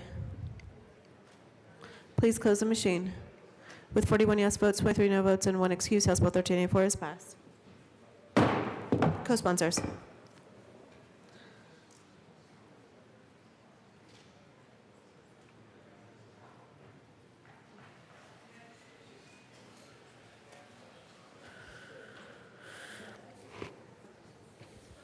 Co-sponsors.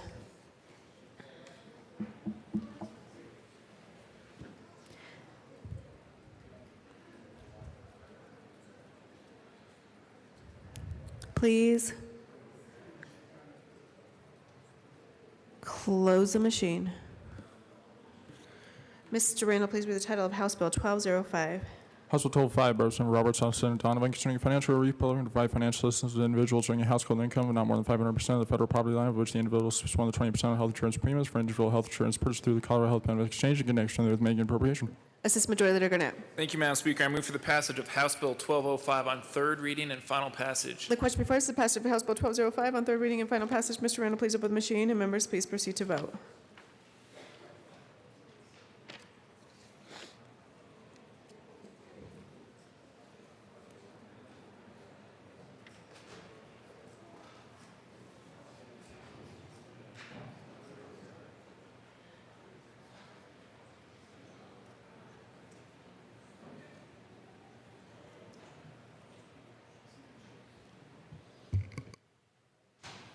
Representative Willedge, Representative McKean, Benavides, and Madam Majority Leader Becker.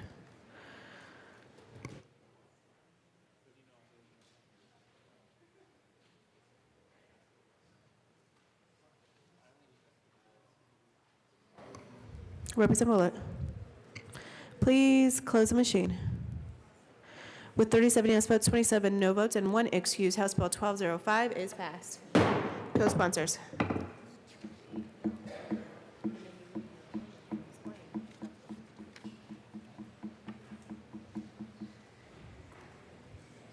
Co-sponsors. Please close the machine. Mr. Randall, please read the title of House Bill 1402. House Bill 1402, by Representatives Lawrence and Young, all Senators Gardner and Williams, concerning authorization for the State Treasurer to invest state money in investment-grade securities issued by sovereign, national, and supranational entities. Assistant Majority Leader Garnett. Thank you, Madam Speaker. I move for the passage of House Bill 1402 on third reading and final passage. Question before us is passage of House Bill 1402 on third reading and final passage. Mr. Randall, please open the machine. Members, please proceed to vote.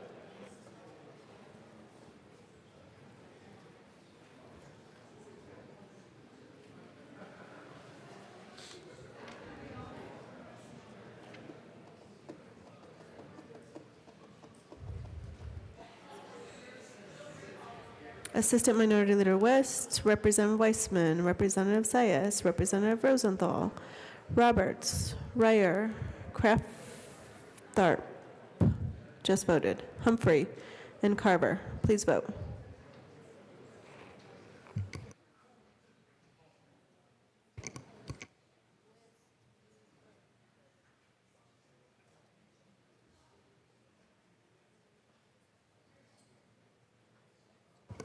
Please close the machine. With 61 yes votes, 3 no votes, and 1 excuse, House Bill 1402 is passed. Co-sponsors. Co-sponsors.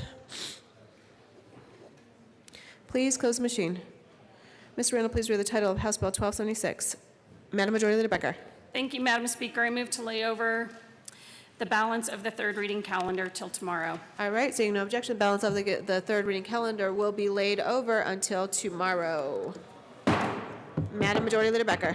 Thank you, Madam Speaker. I move to proceed out of order for the consideration of special order, second reading of bills. All right, seeing no objection, we will proceed out of order for special order, second reading of bills.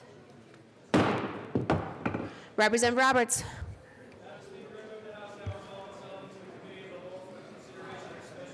All right, members, you have heard the motion. Seeing no objection, Representative Roberts will take the chair.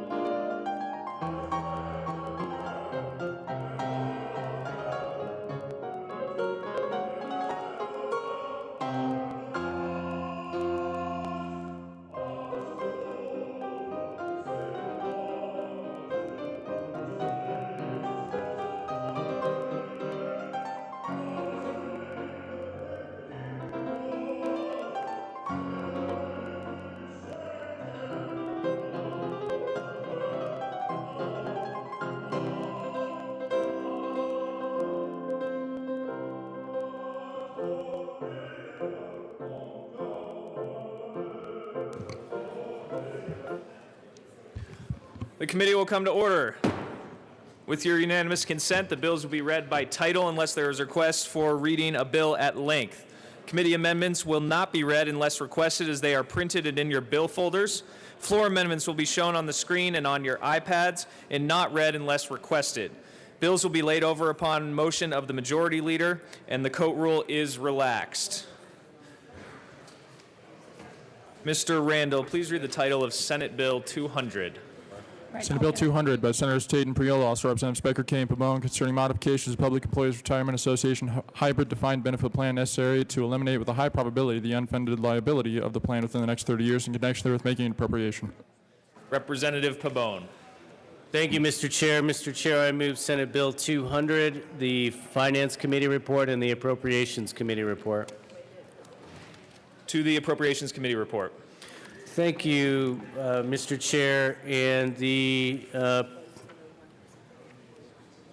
Appropriations Committee report put a footnote on the long bill for this year, designating the $225 million for this fund. But I do have an amendment that I'd like to offer. So I move L071 and ask that it be displayed.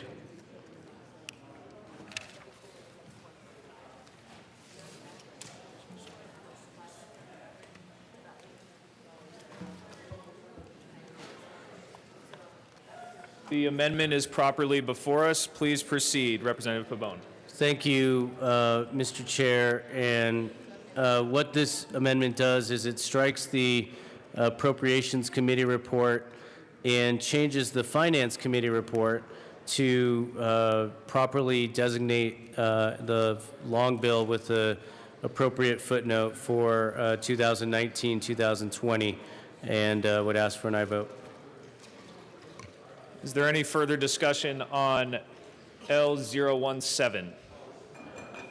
Seeing none, the question before us is the adoption of L017. All those in favor say aye. 7-1, but What's that? okay. You said 1-7, it's 7-1. 7-1, I'm sorry. L071. All those in favor say aye. Aye. All those opposed say no. The ayes have it. L071 is adopted. Representative Pabon to the Appropriations Committee report. Thank you, Mr. Chair. In fact, we're actually at the Finance Committee report because L071 struck the Appropriations Committee report. To the Finance report. Thank you, Mr. Chair. And Mr. Chair, we had several amendments during the esteemed Finance Committee's meeting where we discussed several different items that we wanted to address in the bill. As it came over from the Senate, it contained several provisions that we, as the House Finance Committee, and I think as the General Assembly, the House disagreed with. And so what we did was work on amendments to Senate Bill 200 as it was introduced to our chamber. And we also have some amendments to that Finance Committee report now. And once we put those on, we can explain in full what our Finance Committee I need Nicole. Nicole, I don't have a performed. So I can start to go through that right now, and we'll let the Majority Leader just get another amendment here. So a couple of things that we took out in the Finance Committee is we did remove the DC option. That was something that we recognized didn't actually have much to do with the solvency of PARA, but we thought it was important to remove that from the bill, and so we did that. But we do, as I said before, we do have some amendments to this bill, and so we'll start with L050. I'll give it to the Chief Clerk.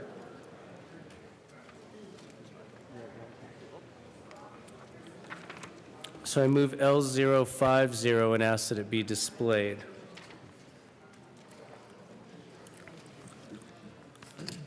L050 is properly before us. Please proceed, Representative Pabon. Thank you, Mr. Chair. And Mr. Chair, this is really a technical cleanup bill, technical cleanup amendment that changes the dates for the net to gross section of the bill and then renumbers the sections accordingly. So it's a technical cleanup, just aligns some of the dates in the bill for the net to gross section of the bill. I'm going to ask for an aye vote. Is there any further discussion on L050? Seeing none, the question before us is the adoption of L050 to the Finance Committee report. Those in favor say aye. Aye. Those opposed, no. The amendment passes. To the Finance Committee report, Madam Majority Leader. Thank you, Mr. Chair. One of the provisions of the Finance Committee amendments were to make some changes to the Legislative Oversight Committee.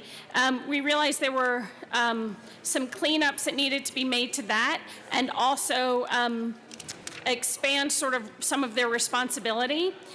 Originally, we had drafted this as a multi-page amendment, but we didn't give enough notice, so we are running 5 amendments that L073, L074, L076, and L077, and L080, which are all changes to the duties and responsibilities and makeup of the Legislative Oversight Committee. So I move L073.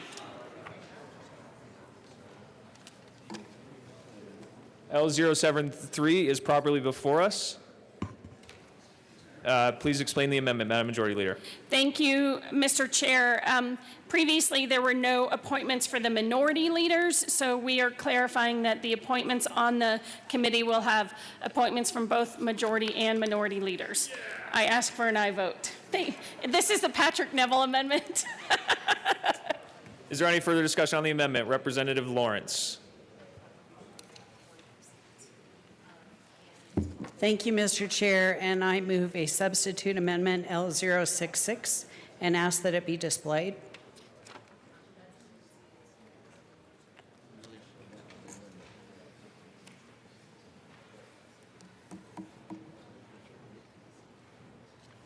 Can I see it? Oh, L066 is properly before us. Please proceed, Representative Lawrence. thank you, Mr. Chair. This changes the makeup of the committee just a little bit. It is 4 senators, 2 of whom are appointed by the president, 2 by the minority leader, 4 representatives, 2 appointed by the speaker, and 2 appointed by the minority leader. It actually gives us a more balanced makeup of the board, and with that, I would ask for this adoption. Is there any further discussion on L066? Seeing none, the question before us is the adoption of Amendment L066, the substitute amendment to L073. Madam Majority Leader. Thank you, Mr. Chair. Thank you, Representative Lawrence. I think yours has an even number and ours has an odd number. So I ask for a no vote on this substitute amendment. Is there any further discussion on the substitute amendment? Representative Lawrence. Thank you, Mr. Chair. Well, I think if we're going to have a balanced approach to this, we need to make sure that we have equal representation from both parties, from both chambers. I recognize that there can be stalemates when you have an even number on a panel, but that just means that they're going to have to work a little bit harder to make sure that they come to consensus, much like our JBC does. If they don't have a majority going forward, then that idea doesn't go forward. I think we apply that here to make sure that we have a very balanced approach when we're talking about para. We have an issue going forward. We have a significant unfunded liability, and I want to make sure that we're hearing equally from both sides of both chambers. And I think it's important that we make sure it's balanced, and I would ask for an aye vote. Is there any further discussion on L066? Seeing none, the question before us is the adoption of Amendment L066. All those in favor say aye. Aye. All those opposed, no. No! The noes have it. The amendment fails. To Amendment L073. Madam Ask for an Majority aye Leader. vote. Is there any further discussion on Amendment L073? Seeing none, the question before us is the adoption of Amendment L073 to the Finance Committee report. All those in favor say aye. Aye. All those opposed, no. No. 7-4. The ayes have it. The amendment passes. To the Finance Committee report, Madam Majority Leader. Thank you, Mr. Chair. Continuing on with our cleanup of the Legislative Review Committee, I move L074 and ask that it be displayed.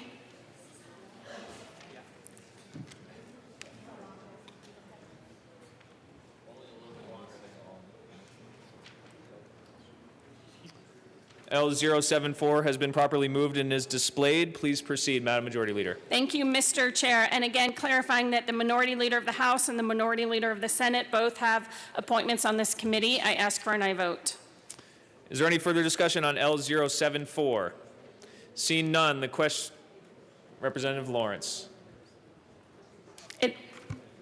Madam Majority Leader. Thank you, Mr. Chair. This doesn't change anything about the numbers. It just, again, says the terms of the members shall be not only appointed by the Speaker, but the Minority Leader, the President, and the Minority Leader of the Senate. So this amendment has nothing to do with numbers.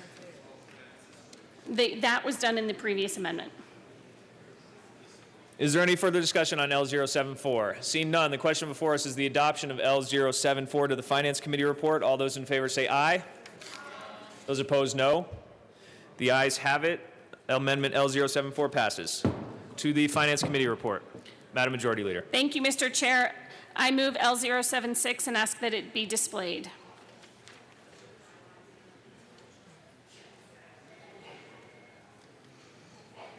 No, I didn't go.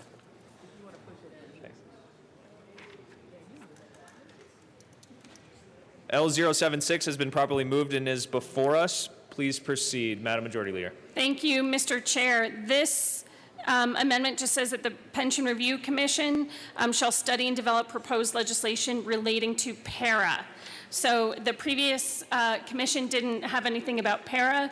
This says that they shall actually review para, the state's public pension, and I ask for an aye vote. Is there any further discussion on Amendment L076?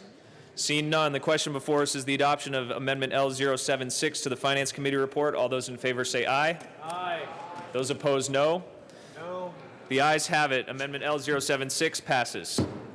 To the Finance Committee report, Madam Majority Leader. Thank you, Mr. Chair. I move L077 and ask that it be displayed.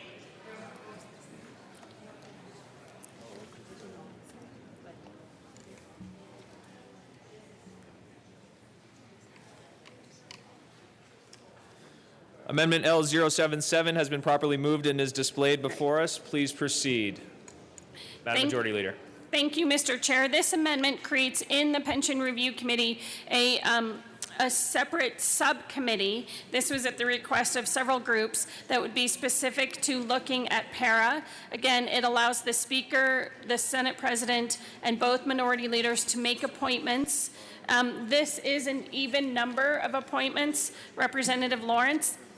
It also has the governor appointing 2 people from the community who have experience or knowledge in investment management, corporate or public finance, banking, et cetera.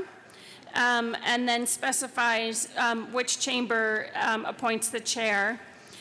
Also specifies that the non-legislative members serve without compensation, and I ask for an aye vote.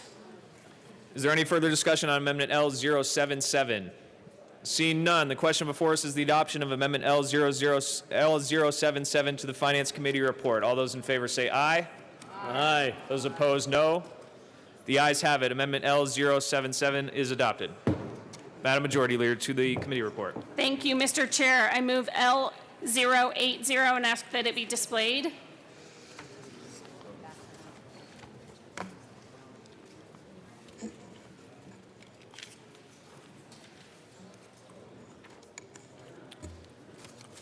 Amendment L080 has been properly moved and is displayed. Please proceed, Madam Majority Leader. Thank you, Mr. Chair. This amendment specifies what the subcommittee specifically shall do. It requires that they do a stress test similar or the same as a bill that we passed back in 2014. So that's the reference to Senate Bill 14-214, and that's to determine whether the Paris model assumptions are meeting targets and achieving sustainability. It also specifies that it shall submit its annual actual valuation to the Audit Committee and Joint Budget Committee, and that they shall review that and make comments necessary to para. And then it requires that the subcommittee participate in at least one meeting per year for para. So really, it just strengthens legislative involvement and oversight in para, and I ask for an aye vote. Is there any further discussion on Amendment L080? Representative Van Winkle. Thank you, Mr. Chair. This is an innovative idea, and I commend it. I ask for a yes vote. Is there any further discussion on Amendment L080? Seeing none, the question before us is the adoption of Amendment L080 to the Finance Committee report. All those in favor say aye. Aye. Those opposed, no. The ayes have it. Amendment L080 is adopted. To the Finance Committee report. Did we do Thank- 51? Yeah. Well, that's the multi-page Oh, yeah. of this, so. Representative Pabon. Mr. Chair, I move L053 and ask that it be displayed.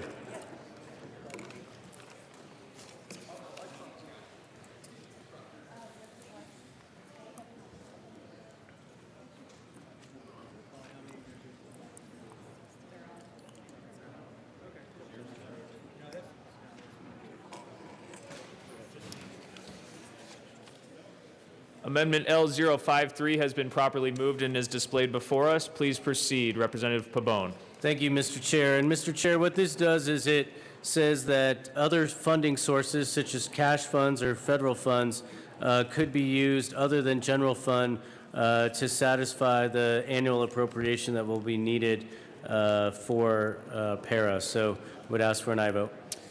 Is there any further discussion? Representative Lawrence. Thank you, Mr. Chair. So I have some questions about the use of cash funds. We've seen in the past that when we have an economic downturn, the legislature has a tendency to sweep cash funds from a variety of locations. And I just want to know what the nexus is between these cash funds and the para fund. Madam Majority Leader. Thank you, Mr. Chair. Those cash funds would only be allowed to be used as authorized by law. So only if there actually is a nexus or if the legislature authorizes it.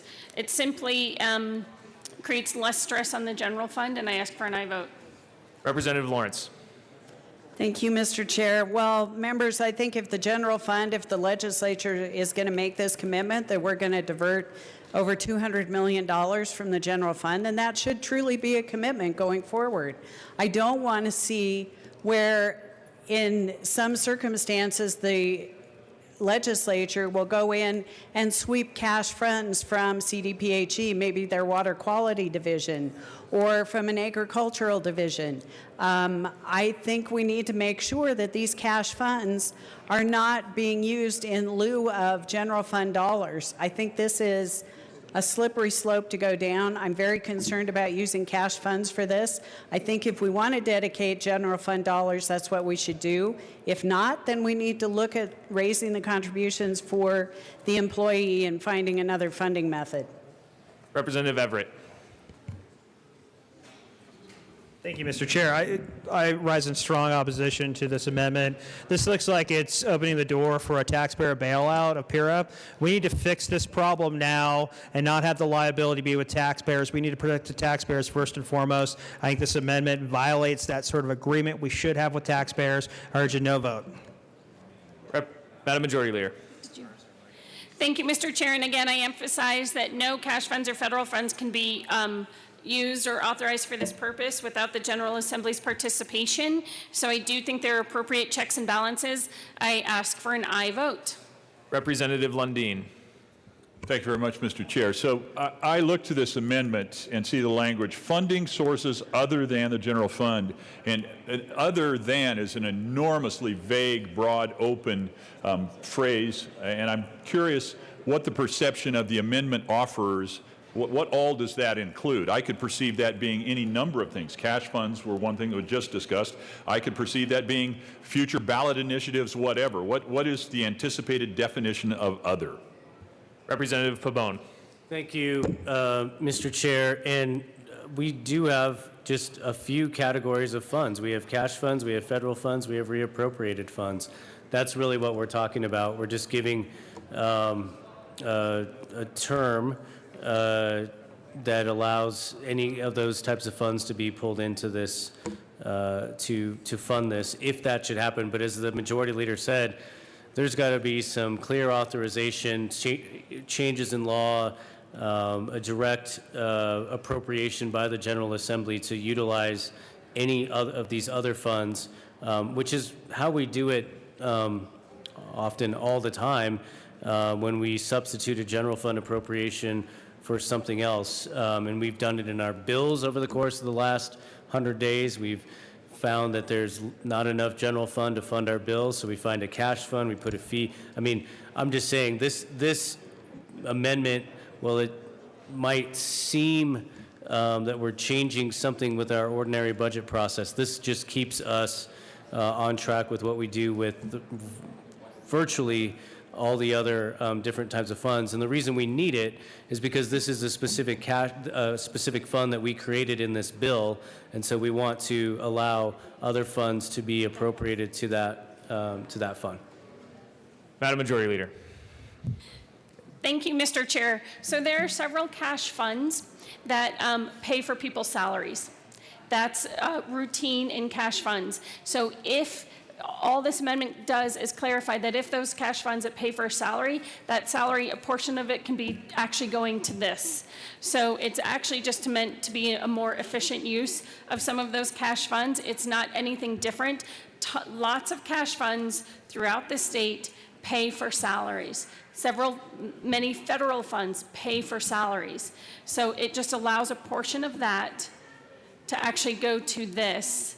So I don't think it's anything nefarious. I think it's worthwhile doing. Again, cash funds and federal funds used to pay state employee salaries all the time, and it just specifies that a portion can be used, as they are today, for part of their pension payment.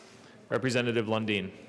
Thank you very much, and I appreciate those descriptions from both of the members, but as I read the amendment, the language is so vague as to be completely disconcerting for me. This description and explanation is not what the amendment says. The previous description of what our budget book looks like currently, and I get it, cash funds, reallocated funds, federal funds, general funds, that is clearly the tradition, but this particular amendment is so vague as to be meaningless. This could be anything as drafted. I oppose the amendment. Representative Everett. Representative Lawrence. Thank you, Mr. Chair. Well, I still have serious concerns about this. To me, that it leads me to conclude that the allocation of $225 million that we are looking at putting in this year to kind of make that, start paying off that mortgage a little bit early, you're going to start paying off the principal early, that is not a dedicated fund going forward. I recognize that we can't tie the hands of future legislatures, but if this amendment is going in today, that tells me that we have doubts about the allocation of that money in the future. And if that's where we are at the beginning of this process, we need to make sure that we are taking a hard look at the contribution rates, the rate of return, and the COLA, because those are all things that are going to affect the health of this system. And again, I have experienced the downturn and the legislature sweeping cash funds from every available source. And what that results in is those cash funds having to be built up again. And so what those departments do is they double the fee so they can build it up a little bit faster. I am extremely concerned about the use of cash funds, and to me that tells me that we are not starting this negotiation with a dedicated revenue stream going forward. I don't doubt the fact that this is put forth in good faith, but if this is something that we do on a regular basis, why do we need a special amendment for this in this bill? If this is common practice in the legislature, I find it very odd that we have specific language for this being put into the para bill. I would still ask for a no vote on this. Representative Everett. Thank you, Mr. Chair. I mean, the Public Employee Retirement Association, PERA, is claiming a $32 billion unfunded liability. Our current state budget is about $30 billion. This is open season to be able to draw money from other parts of the budget. So if you have a program that's your pet program, it's now open season to fund PERA, to fund this huge unfunded liability. I think we need to have a no on this amendment because I think everybody's programs will eventually be underfunded or completely eliminated based on funding because this allows us to draw so much money from other parts of the budget. I urge a strong no vote. Representative Pabon. Thank you, Mr. Chair, and let's just clarify that again. Nothing can be, this amendment doesn't authorize any fund whatsoever to just be unilaterally placed into PERA. What it does is it says this fund can accept these funds, but as a practical matter, We've all spent time in this chamber for many, many years together. We all know that you have to have authorization, change current law, have a nexus, whatever it may be, in particular the cash funds that we talked about on payroll, that would then go towards this. So this isn't some sort of sea change. All it's doing is giving the bucket the authority to receive these funds, but someone still has to turn on the spout to put money into this fund. That's what we're doing. We're giving the bucket a little bit broader authority, but no one's turning on the spout with this amendment. Representative Sias. Thank you, Mr. Chair. And to echo the comments from Representative Lawrence and Representative Everett, you know, this bill is being sold as the fix to end all fixes as regards to para. And yet we see now attempting to be baked into this language the ability to sweep other money into this. And I'm very worried that what this is foreshadowing of a bailout to come later, where the taxpayers of this state are going to be asked again, and in a more subtle but nonetheless painful process, to have to bail out this system. So I would urge a no vote on this amendment. Is there any further discussion on L053? Representative Everett. Thank you, Mr. Chair. And you know, I definitely want. So those of you that can't see what this amendment does, it's up on the screen. I think it's important to read this, especially the final sentence here. It says, for the governor's annual budget request for the 2019-2020 fiscal year and for the governor's annual budget request for each fiscal year thereafter, the Office of the State Planning and Budgeting may, that's permissive, include in the budget request funding sources other than the general fund, which is our discretionary fund, our slush fund, to satisfy the funding amounts required pursuant to subsection 1 of the section. So that literally opens up all other funds to fund PIRA. So again, I urge a strong no vote, because this is open season on all other funds in our $30 billion budget. Is there any further discussion on Amendment L053? Seeing none, the question before Representative Pabon. Thank you, Mr. Chair. And again, I want to be clear about what this amendment does. And thank you, Representative Everett, for reading that language. So one, there's a discussion that this suddenly sweeps in automatically all funds into this, into para, and it's a permissive language. Thank you for pointing that out for all of us. And two, the concept here is pretty basic and fundamentally complements what we do with the rest of our budgetary process. I wish I could say that this was unprecedented or you know, something that we've never done before, but this is what we do all the time. And so what this does, again, just to be clear, is it makes the bucket available for cash funds, federal funds, whatever it may be, does nothing to turn on the faucet to fill that bucket, but just gives the bucket that much more flexibility in the event a particular division has cash funds for payroll, and that money can then be placed into this fund. So just want to be clear about that for the record, and I would ask for a yes vote. Representative Everett. Thank you, Mr. Chair. I also want to be clear for the record as well. This is so broad, it would include the School Finance Act, so it could take money directly away from schools. This is a hugely dangerous amendment. I urge a no vote. Is there any further discussion on Amendment L053? Seeing none, the question before us is the adoption of Amendment L053 to the Finance Committee report. All those in favor say aye. Aye. Those opposed, no. No. The ayes have it. The amendment is adopted. To the Finance Committee report, Representative Pabon. Thank you, Mr. Chair. Mr. Chair, we do have a couple of more amendments to the Finance Committee report, but before we go down that road, I just want to walk through the membership why Senate Bill 200 is in front of us, because I think many of the things that we're doing to the Finance Committee report get us to the same place. There's many different ways to skin this cat, but what we'd like to do is we'd like to take the 58-year unfunded liability of $32 billion, I think is what Representative Everett said. He would probably, and we'd like to make it a 30-year projection. And a 30-year projection is recognized by financial analysts, by accountants, nation and worldwide, as a great standard for return and when our retirement system should be fully funded.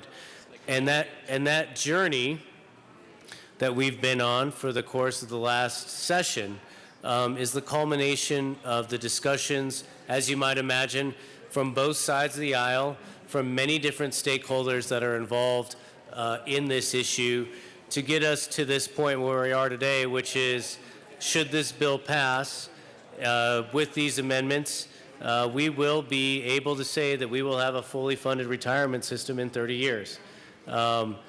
That is, again, an important threshold for our bond rating, for the issuance of our COPs, for many of the things we'd like to do as a state that involves our credit rating. And there are many members in here who understand that, maybe more recently than others, but they all do. And that puts our state on the right track. Now, that's great for our state, but it's mostly great for our retirees and for our folks who are in the system right now, because it says, we made a promise to you that when you're retired, you would have this benefit available to you. And we'd like to say promises made are promises kept. And when we do that to our retirees, to those who are coming into our system, to those who are looking to engage in public service, they will rely on that system.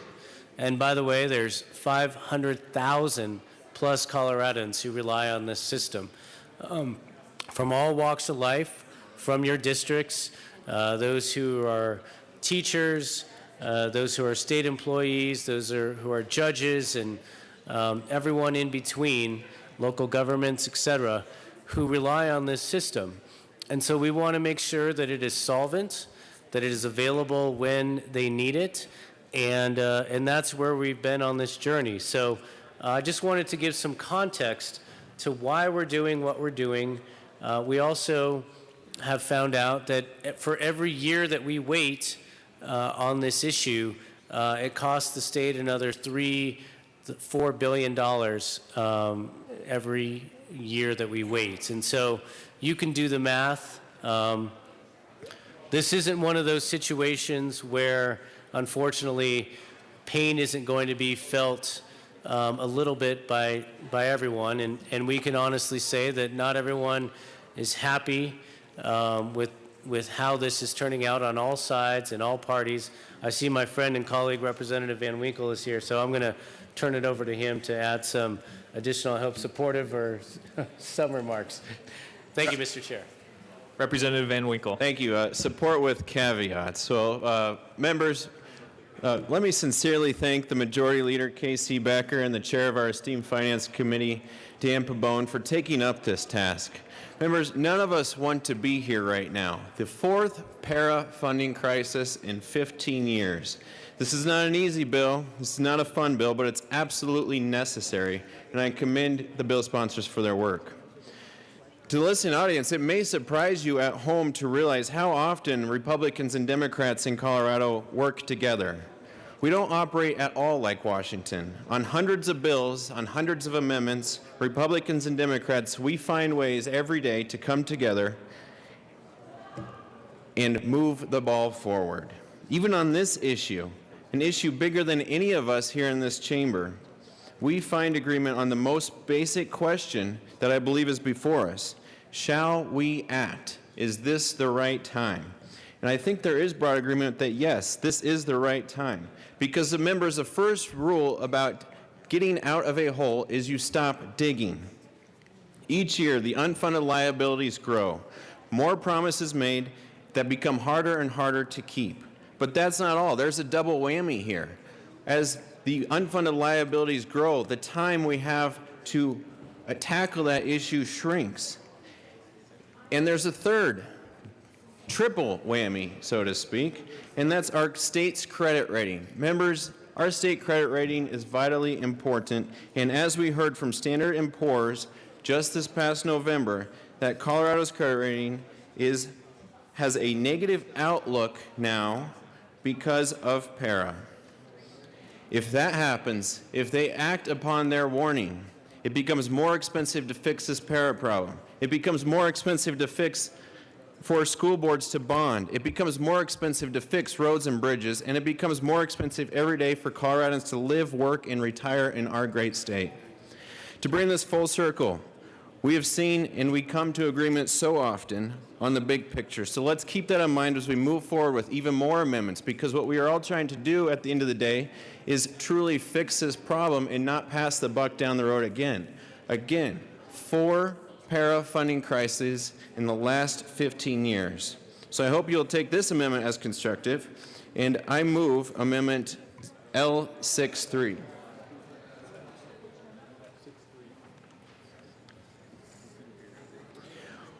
And I ask for it to be displayed.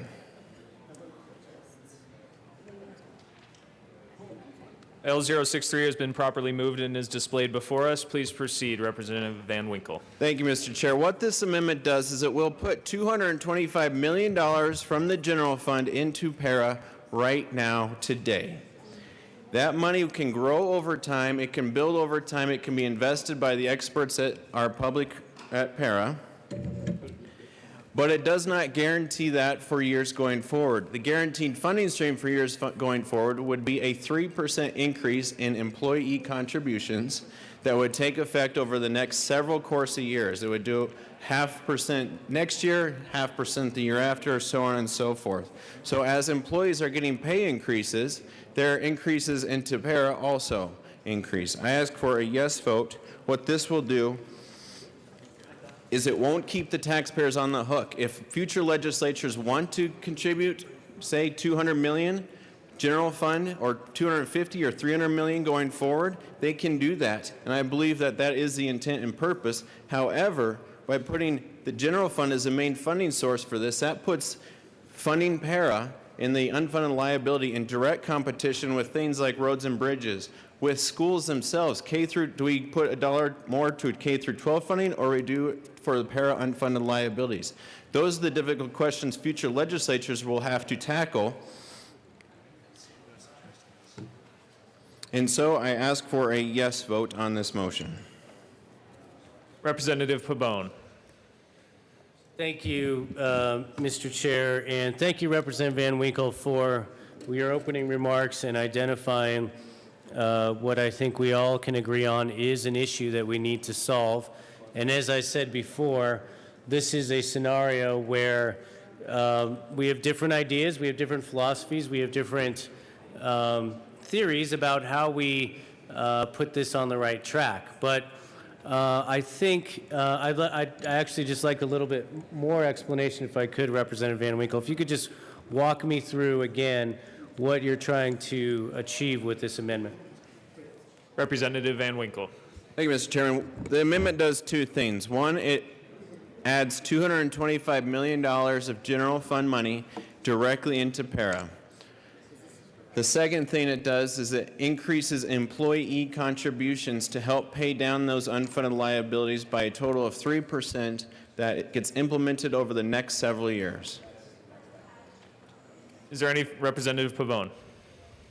Thank you, Mr. Chair. And, you know, again, commend Representative Van Winkle for his willingness to propose additional ideas, new ideas.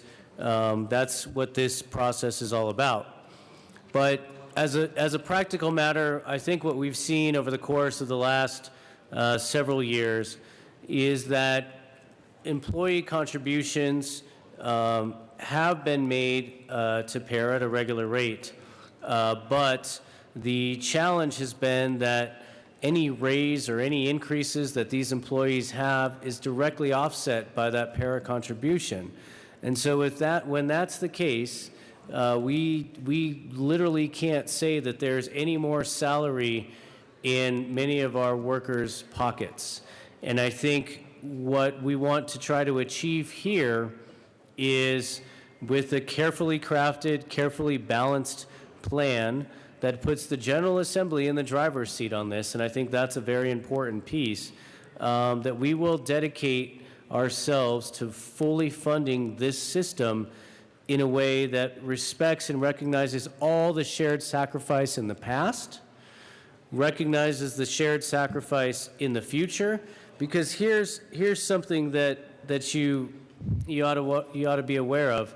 We have what's in here was a very genius idea.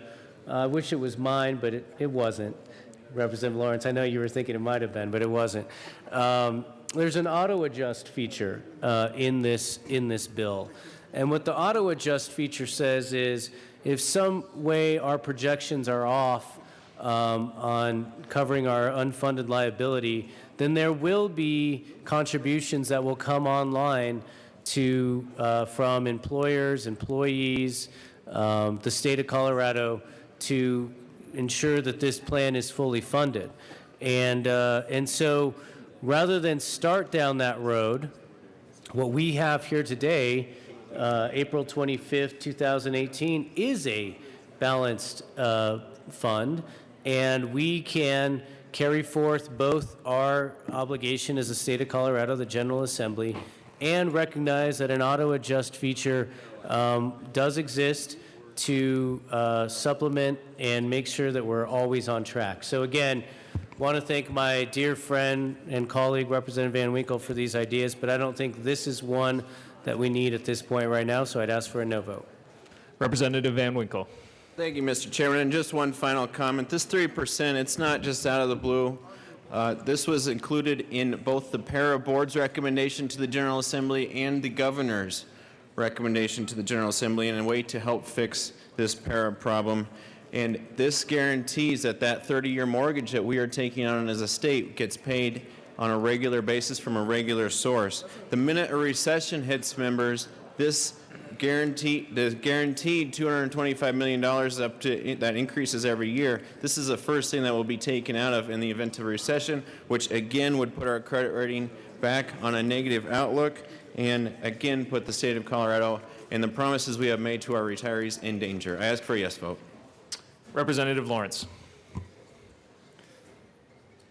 Thank you, Mr. Chair, and I rise in support of this amendment. I think it is a really strong move that the legislature has set aside $225 million to put into this fund to start paying down the principal that we owe. But I also remember testimony when we were hearing this bill in Finance Committee that a future legislature could vote to stop those payments. That could happen as early as next year. We just don't know. It depends on, what the fiscal health of Colorado is. I would feel better having a stronger start in starting to bring that unfunded liability back in line with where we need to be. I don't want to shoot for just 30 years, make that our target. Let's make our target 26 or 27. Senate Bill 1, their target was 30 years. They were off, and we're back here again.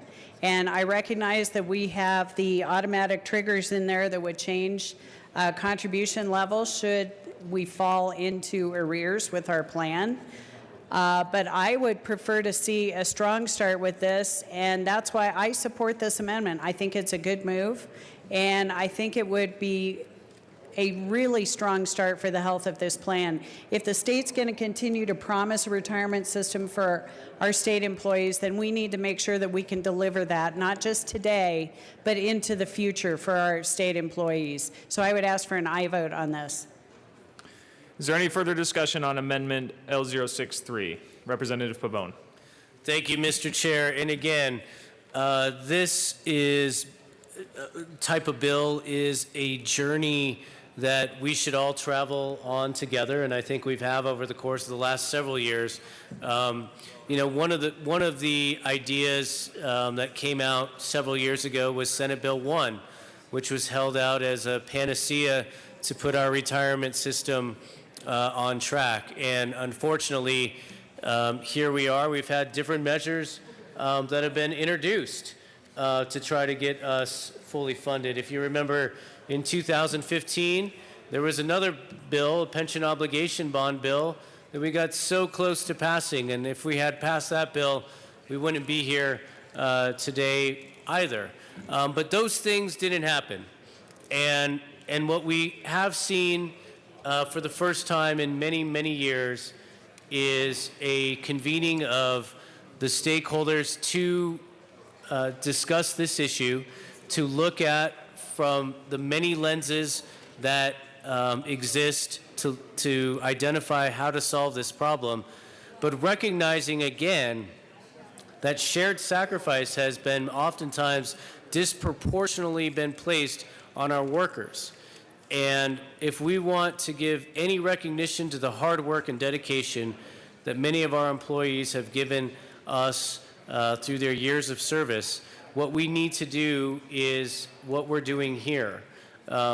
Recognizing that the General Assembly will finally step up and, yes, will decide to make some prioritization of funding our retirement system, but not putting on the backs of one particular set of individuals, having shared sacrifice, recognizing a unique feature in our retirement system, that the auto-adjust formula, and that we think is the careful balance that the Finance Committee has found, that frankly, the Senate even found, and so we'd like to keep going on that forefront. So if we can recognize the enormous amount of contributions that have been made, both literally and figuratively, by our employees, and look at not just now, but our history of this issue,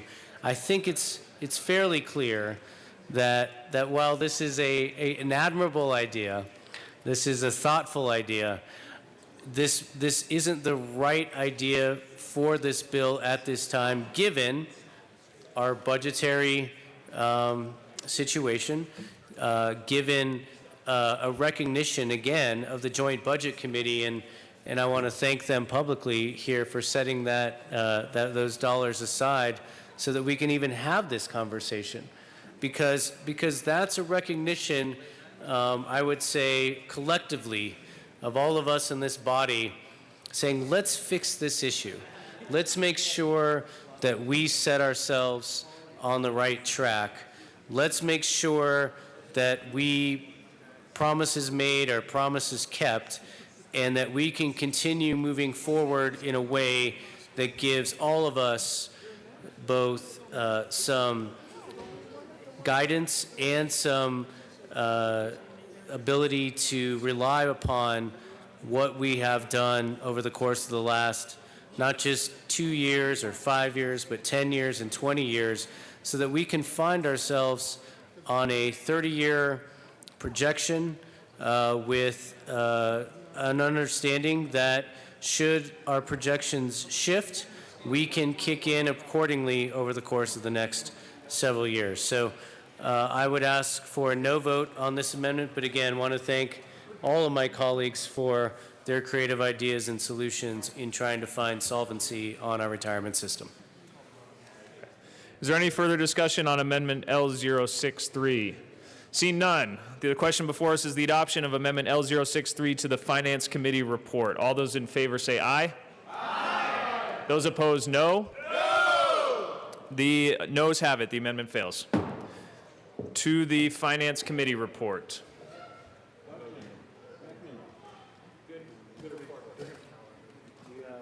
Representative Beckman. Thank you, Mr. Chair.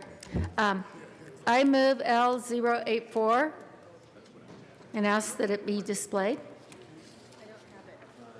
They have it. I was told they have it. L084 has been properly moved and is displayed. Please proceed, Representative Beckman. Thank you. We heard this bill in finance and went thoroughly over the amendments. And there was one amendment that really concerned me, L042, that was not in the para board recommendation. It was not in the governor's recommendation. It was not in the Senate bill that was passed forward. And it actually expands significantly a benefit for those working in our State Department. It puts them under the umbrella of the state troopers para class. This amendment will increase benefits and accelerate the retirement schedule for certain peace officers, including those that work in the State Department, meaning correctional officers. So when I saw this amendment, it concerned me because through this debate, we have heard we need to stabilize para. It's $32 billion on the low end, underfunded. We need to save para. This needs to be a shared sacrifice. So as we're cutting COLAs, as we're increasing the age, as we're impacting people's benefits, we are also adding a large number of employees that are going to be new employees as they come through, and there's quite a bit of turnover in the correction facility, that will be under the state trooper umbrella in the state division, which is different than the state troopers benefit structure. It is actually the state troopers benefit structure is very generous. We actually put in about 3 or 4% more employer contribution in the state trooper system compared to the state system. This is a significant increase in benefit. The initial fiscal assessment was not available at the time, but there will be an impact to unfunded liability. I don't know why, in a time when we are so at risk and we need to stabilize para, why we would add a class of workers, a correctional facility, correctional employees, which I understand, they work hard. We also have people in our mental health institutes that work shifts. We also have people in DYC. I mean, we could open this benefit up. The state trooper benefit, which is much more generous than the state benefit, to a lot of people. This wasn't in the governor's budget. This wasn't in the Senate budget, and I'm just concerned that when we talk to people about shared sacrifice and how we're going to limit COLAs and increase age, and we're putting a new class of employees into the most generous retirement benefit category that we have, we ought to think about it a little bit more. This amendment actually removes the amendment that was offered in finance. It was an amendment that was not brought forward through the Senate bill. I think it's overly generous. This is what happened in the past when, you talk to people and of course it sounds good, but our plan is at risk. We need to stabilize it and to open up a brand new group of employees to even, the current plan is going to raise the age to 55. This plan, this category would be 65, I mean. This plan, this category is 55. Only 20 years is what you're required to work in the state trooper para plan. And I just don't think that we should be moving the additional new employees from the state category into this. It's an expansion of benefits for some in a time where we really need to be trying to stabilize para. And so I would ask for a yes vote on this amendment. Is there any further discussion? Representative Gray. Thank you, Mr. Chair. I would ask for a no vote on this amendment. Members, this amendment is paid for by the corrections officers who are asking for it. Our state troopers who protect us here every day do have a lower retirement age because it turns out being a law enforcement officer is a much more difficult job and much more physically taxing than many other jobs, and we should honor their service. This is not again, this amendment they have paid for by saying they're willing to contribute more for that. I will likely go through my entire life without ever being a corrections officer, but what I will not do is stand here and judge those who do, who spend decades of their lives in our prisons and going through the toll of that job to say, if you want to, even if you want to make your additional contributions, we won't let you retire at an earlier age, the same age that our law enforcement officers do. Our corrections officers are definitely law enforcement officers. We should honor their service the way we honor all of the service of other law enforcement officers at this well on a regular basis, and so I would ask for a no vote on this amendment. Representative Beckman. Thank you, Mr. Chair. I'm a big supporter of law enforcement, given that my husband was a law enforcement officer for 37 years in the city of Littleton. This benefit that they added at the last minute, it wasn't in the governor's plan, it wasn't in the para plan, it wasn't in the Senate plan, it was added late in the discussion, is not going to pay for itself. The employer contribution for the state, statutory employer contribution for the state trooper and CBI agent provisions is actually 12.85%. That is, I think it's 3 or 4% higher than what it is at the state division. We never got an assessment of what actuarially this would do. It is an increased benefit. And in a perfect world, I would have all the corrections employees on this plan. I'd have all the mental health people that work in the mental health institutes, I'd have them on the state trooper plan and CBI if I had a magic wand. But that's not what we're doing here. We're trying to stabilize a extremely underfunded retirement plan that is $32 billion underfunded. This is not going to pay for itself. It's a much more generous benefit than what the state benefit is. I have it to have somebody tell me, oh yeah, well that's going to fund itself. This was newly added late in the game. I understand the willingness to do this and the want to do this. I respect law enforcement officers, but I don't think when we are cutting other benefits, increasing age, depleting COLAs, and you know, I hear a lot about these are commitments that we made to people. Well, this is a new benefit. It is a expanded benefit, is a more generous benefit. So I would ask for a no vote. And I would ask that we get a report on how many people this would be and what the cost to the state would be, because we do have a statutory employer contribution that is at 22.85%. That's what for the state trooper plan. Our contribution, our taxpayers, for every dollar they put in, we put in 22.85. So I would ask for a yes vote on this amendment. Representative Gray.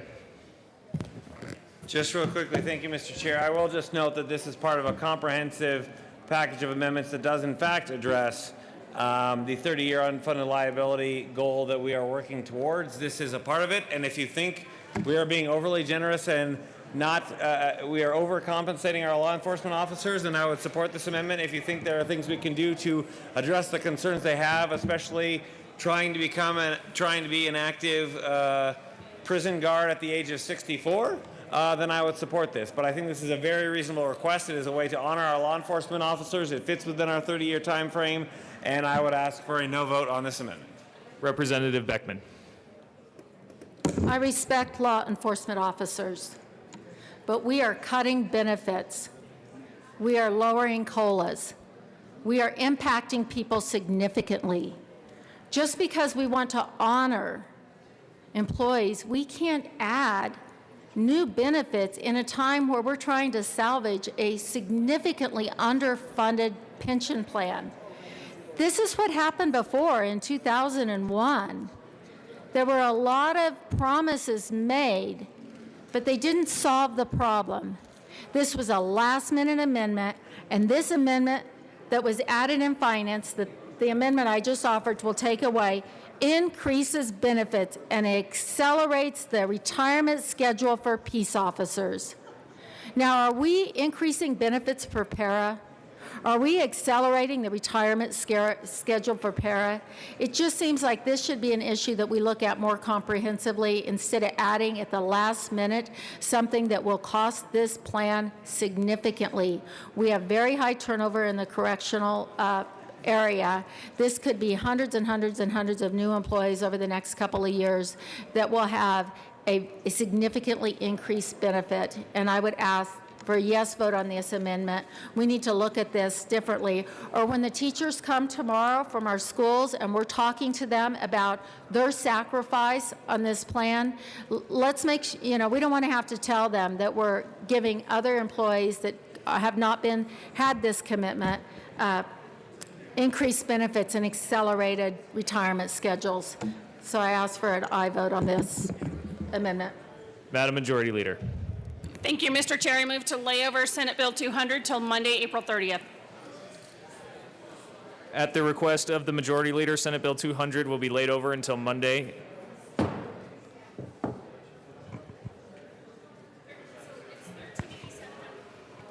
Mr. Randall, please read the title of House Bill 1387. House Bill 1387, Representative Rankin, concerning the elimination of refund interest for a property tax payment that is a result of an error in an oil and gas owner or operator statement. Representative Rankin. Thank you, Mr. Chair. I move House Bill 1387. There is no committee report. To the bill, Representative Rankin. So 1387 is about abatements. Abatements are unique. This bill is unique to the oil and gas industry. The taxes on oil and gas production are self-reported, as are personal property taxes. When the self-reporting entity makes a mistake, they have 2 years to go back and say, we made a mistake. Once that abatement is filed, then until the issue is resolved, the county and special districts must pay interest. The interest is 12% a year, 1% a month. Very high interest, and so this bill simply asks to remove that interest during the time that the audit is occurring to decide how much should be repaid. It does not affect the basic repayment of an overpayment in taxes, simply removes the interest. The most recent example of this interest charge cost counties and special districts in Garfield County and associated areas $800,000. So it was a big impact. And so this bill simply asks that we remove the 12% interest being paid during the period of time that an abatement is being audited. Is there any further discussion on House Bill 1387? Representative Van Winkle. Thank you, Mr. Chairman. I move L004 for House Bill 1387. Ask for it to be displayed. Hey, we're down here. Amendment L004 has been properly moved and is before us. Please proceed, Representative Van Winkle. Thank you, Mr. Chairman. What this amendment does is it gives a 6-month safe harbor for counties to where if they receive notice that taxes have been overpaid, it gives the counties 6 months to give that money back for that overpayment. If they go beyond 6 months, then they must pay interest on the entire thing. But they wouldn't have to pay interest on that overpayment if they are able to return that money within 6 months. Representative Rankin. Well, thank you, Representative Van Winkle. I actually think this is a pretty good compromise. I'm not sure it satisfies parties on either side of this issue, but I think you've come up with a reasonable way to approach the problem. Literally, what this says is when an abatement is filed, the county can take 6 months to audit it, and about a very high percentage of these are small enough that they can be done in that time frame. However, a very large one, like we just had one with Encana, $170 million, it took almost a year to, so this, in some cases, we may have a problem. But in general, this allows the county to resolve the issue. At the end of the 6-month period, they could go ahead and pay that subject to the following audit and avoid the interest. So it's a pretty good compromise. I wouldn't say I'm perfectly happy with it, but I think in the interest of trying to help both parties resolve what they perceive as a risk, I would recommend a yes vote. Is there any further discussion on Amendment L004? Seeing none, the question before us is the adoption of L004 to House Bill 1387. All those in favor say aye. Aye. Those opposed, no. The ayes have it. Amendment L004 is adopted. To the bill, Representative Rankin. I ask for a yes vote. Is there any further discussion on House Bill 1387? Seeing none, the question before us is the adoption of House Bill 1387. All those in favor say aye. Aye. Those opposed, no. The ayes have it. House Bill 1387 passes. Madam Majority Leader. Thank you, Mr. Chair. I move that we rise and report. Thank you.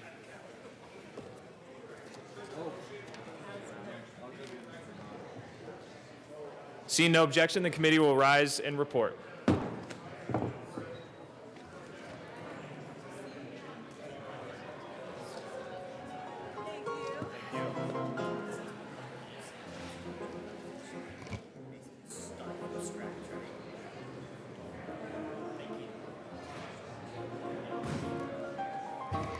All right. One moment.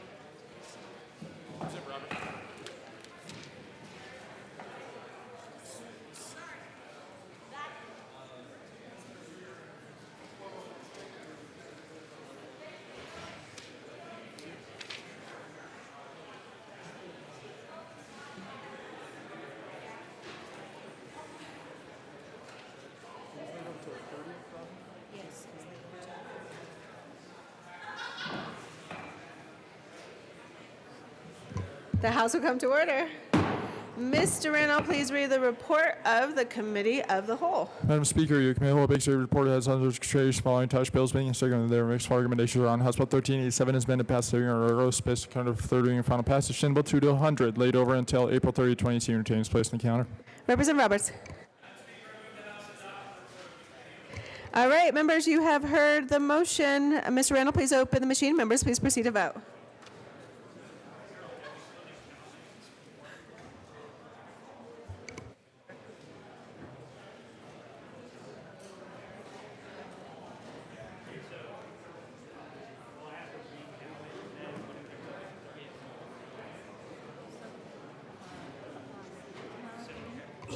Representative Buck, Buckner, Catlin, Everett, Janal, Lewis, Lundeen, Melton, Pabon, Pedersen, Rosenthal, Sandridge, and Willett.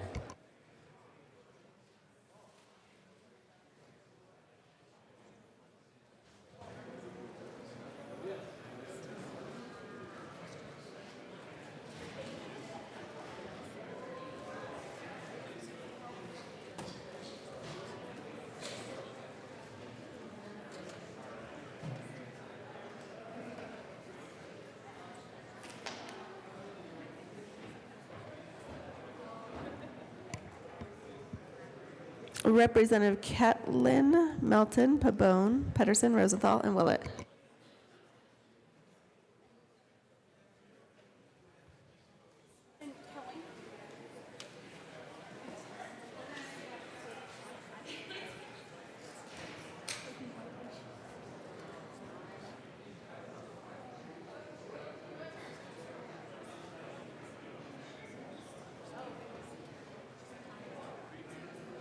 Okay, Representative Pabon is excused.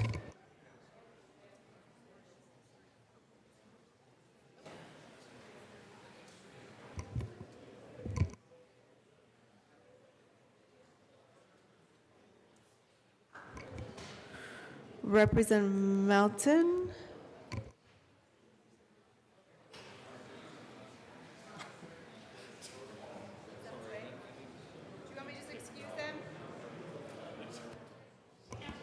Representative Melton, or Representative Pedersen is excused. Representative Rosenthal is excused. Oh, Representative Rosenthal is here, and he will vote.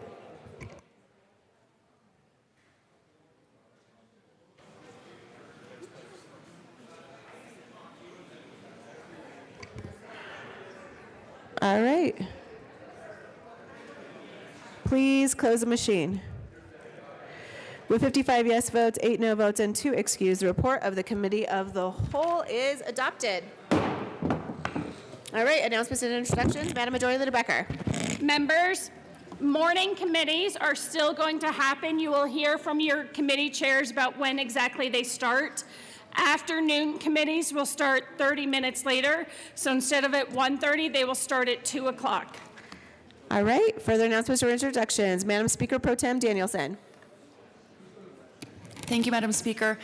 Members, this is a quick request. I know we're pressed for time, but we didn't get a picture that we could use of all of you fine people in your Denim Day denim, because perhaps maybe one member of the chamber was facing the complete opposite direction of the camera.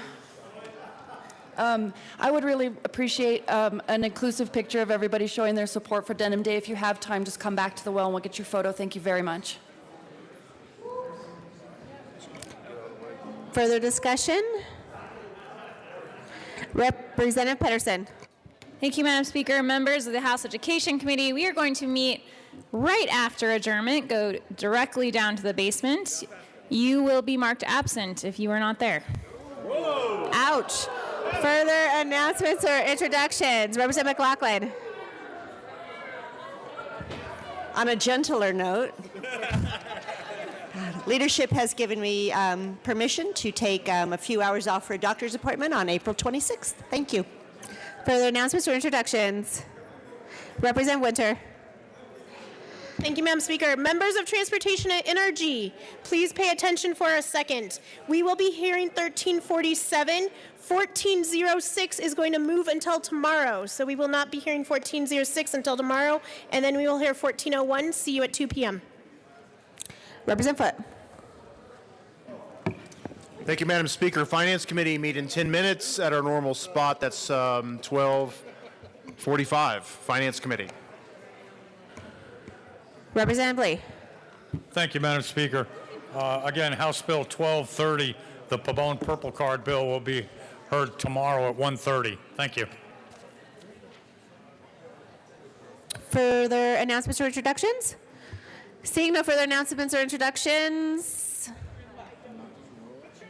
does somebody want to move to Madam Majority Leader Becker? There are so many people in the well. I mean, come on. Oh, a picture. Okay. I move that we stand in recess until 1 o'clock today. All right, seeing no objection, we will stand in recess until 1 p.m. today.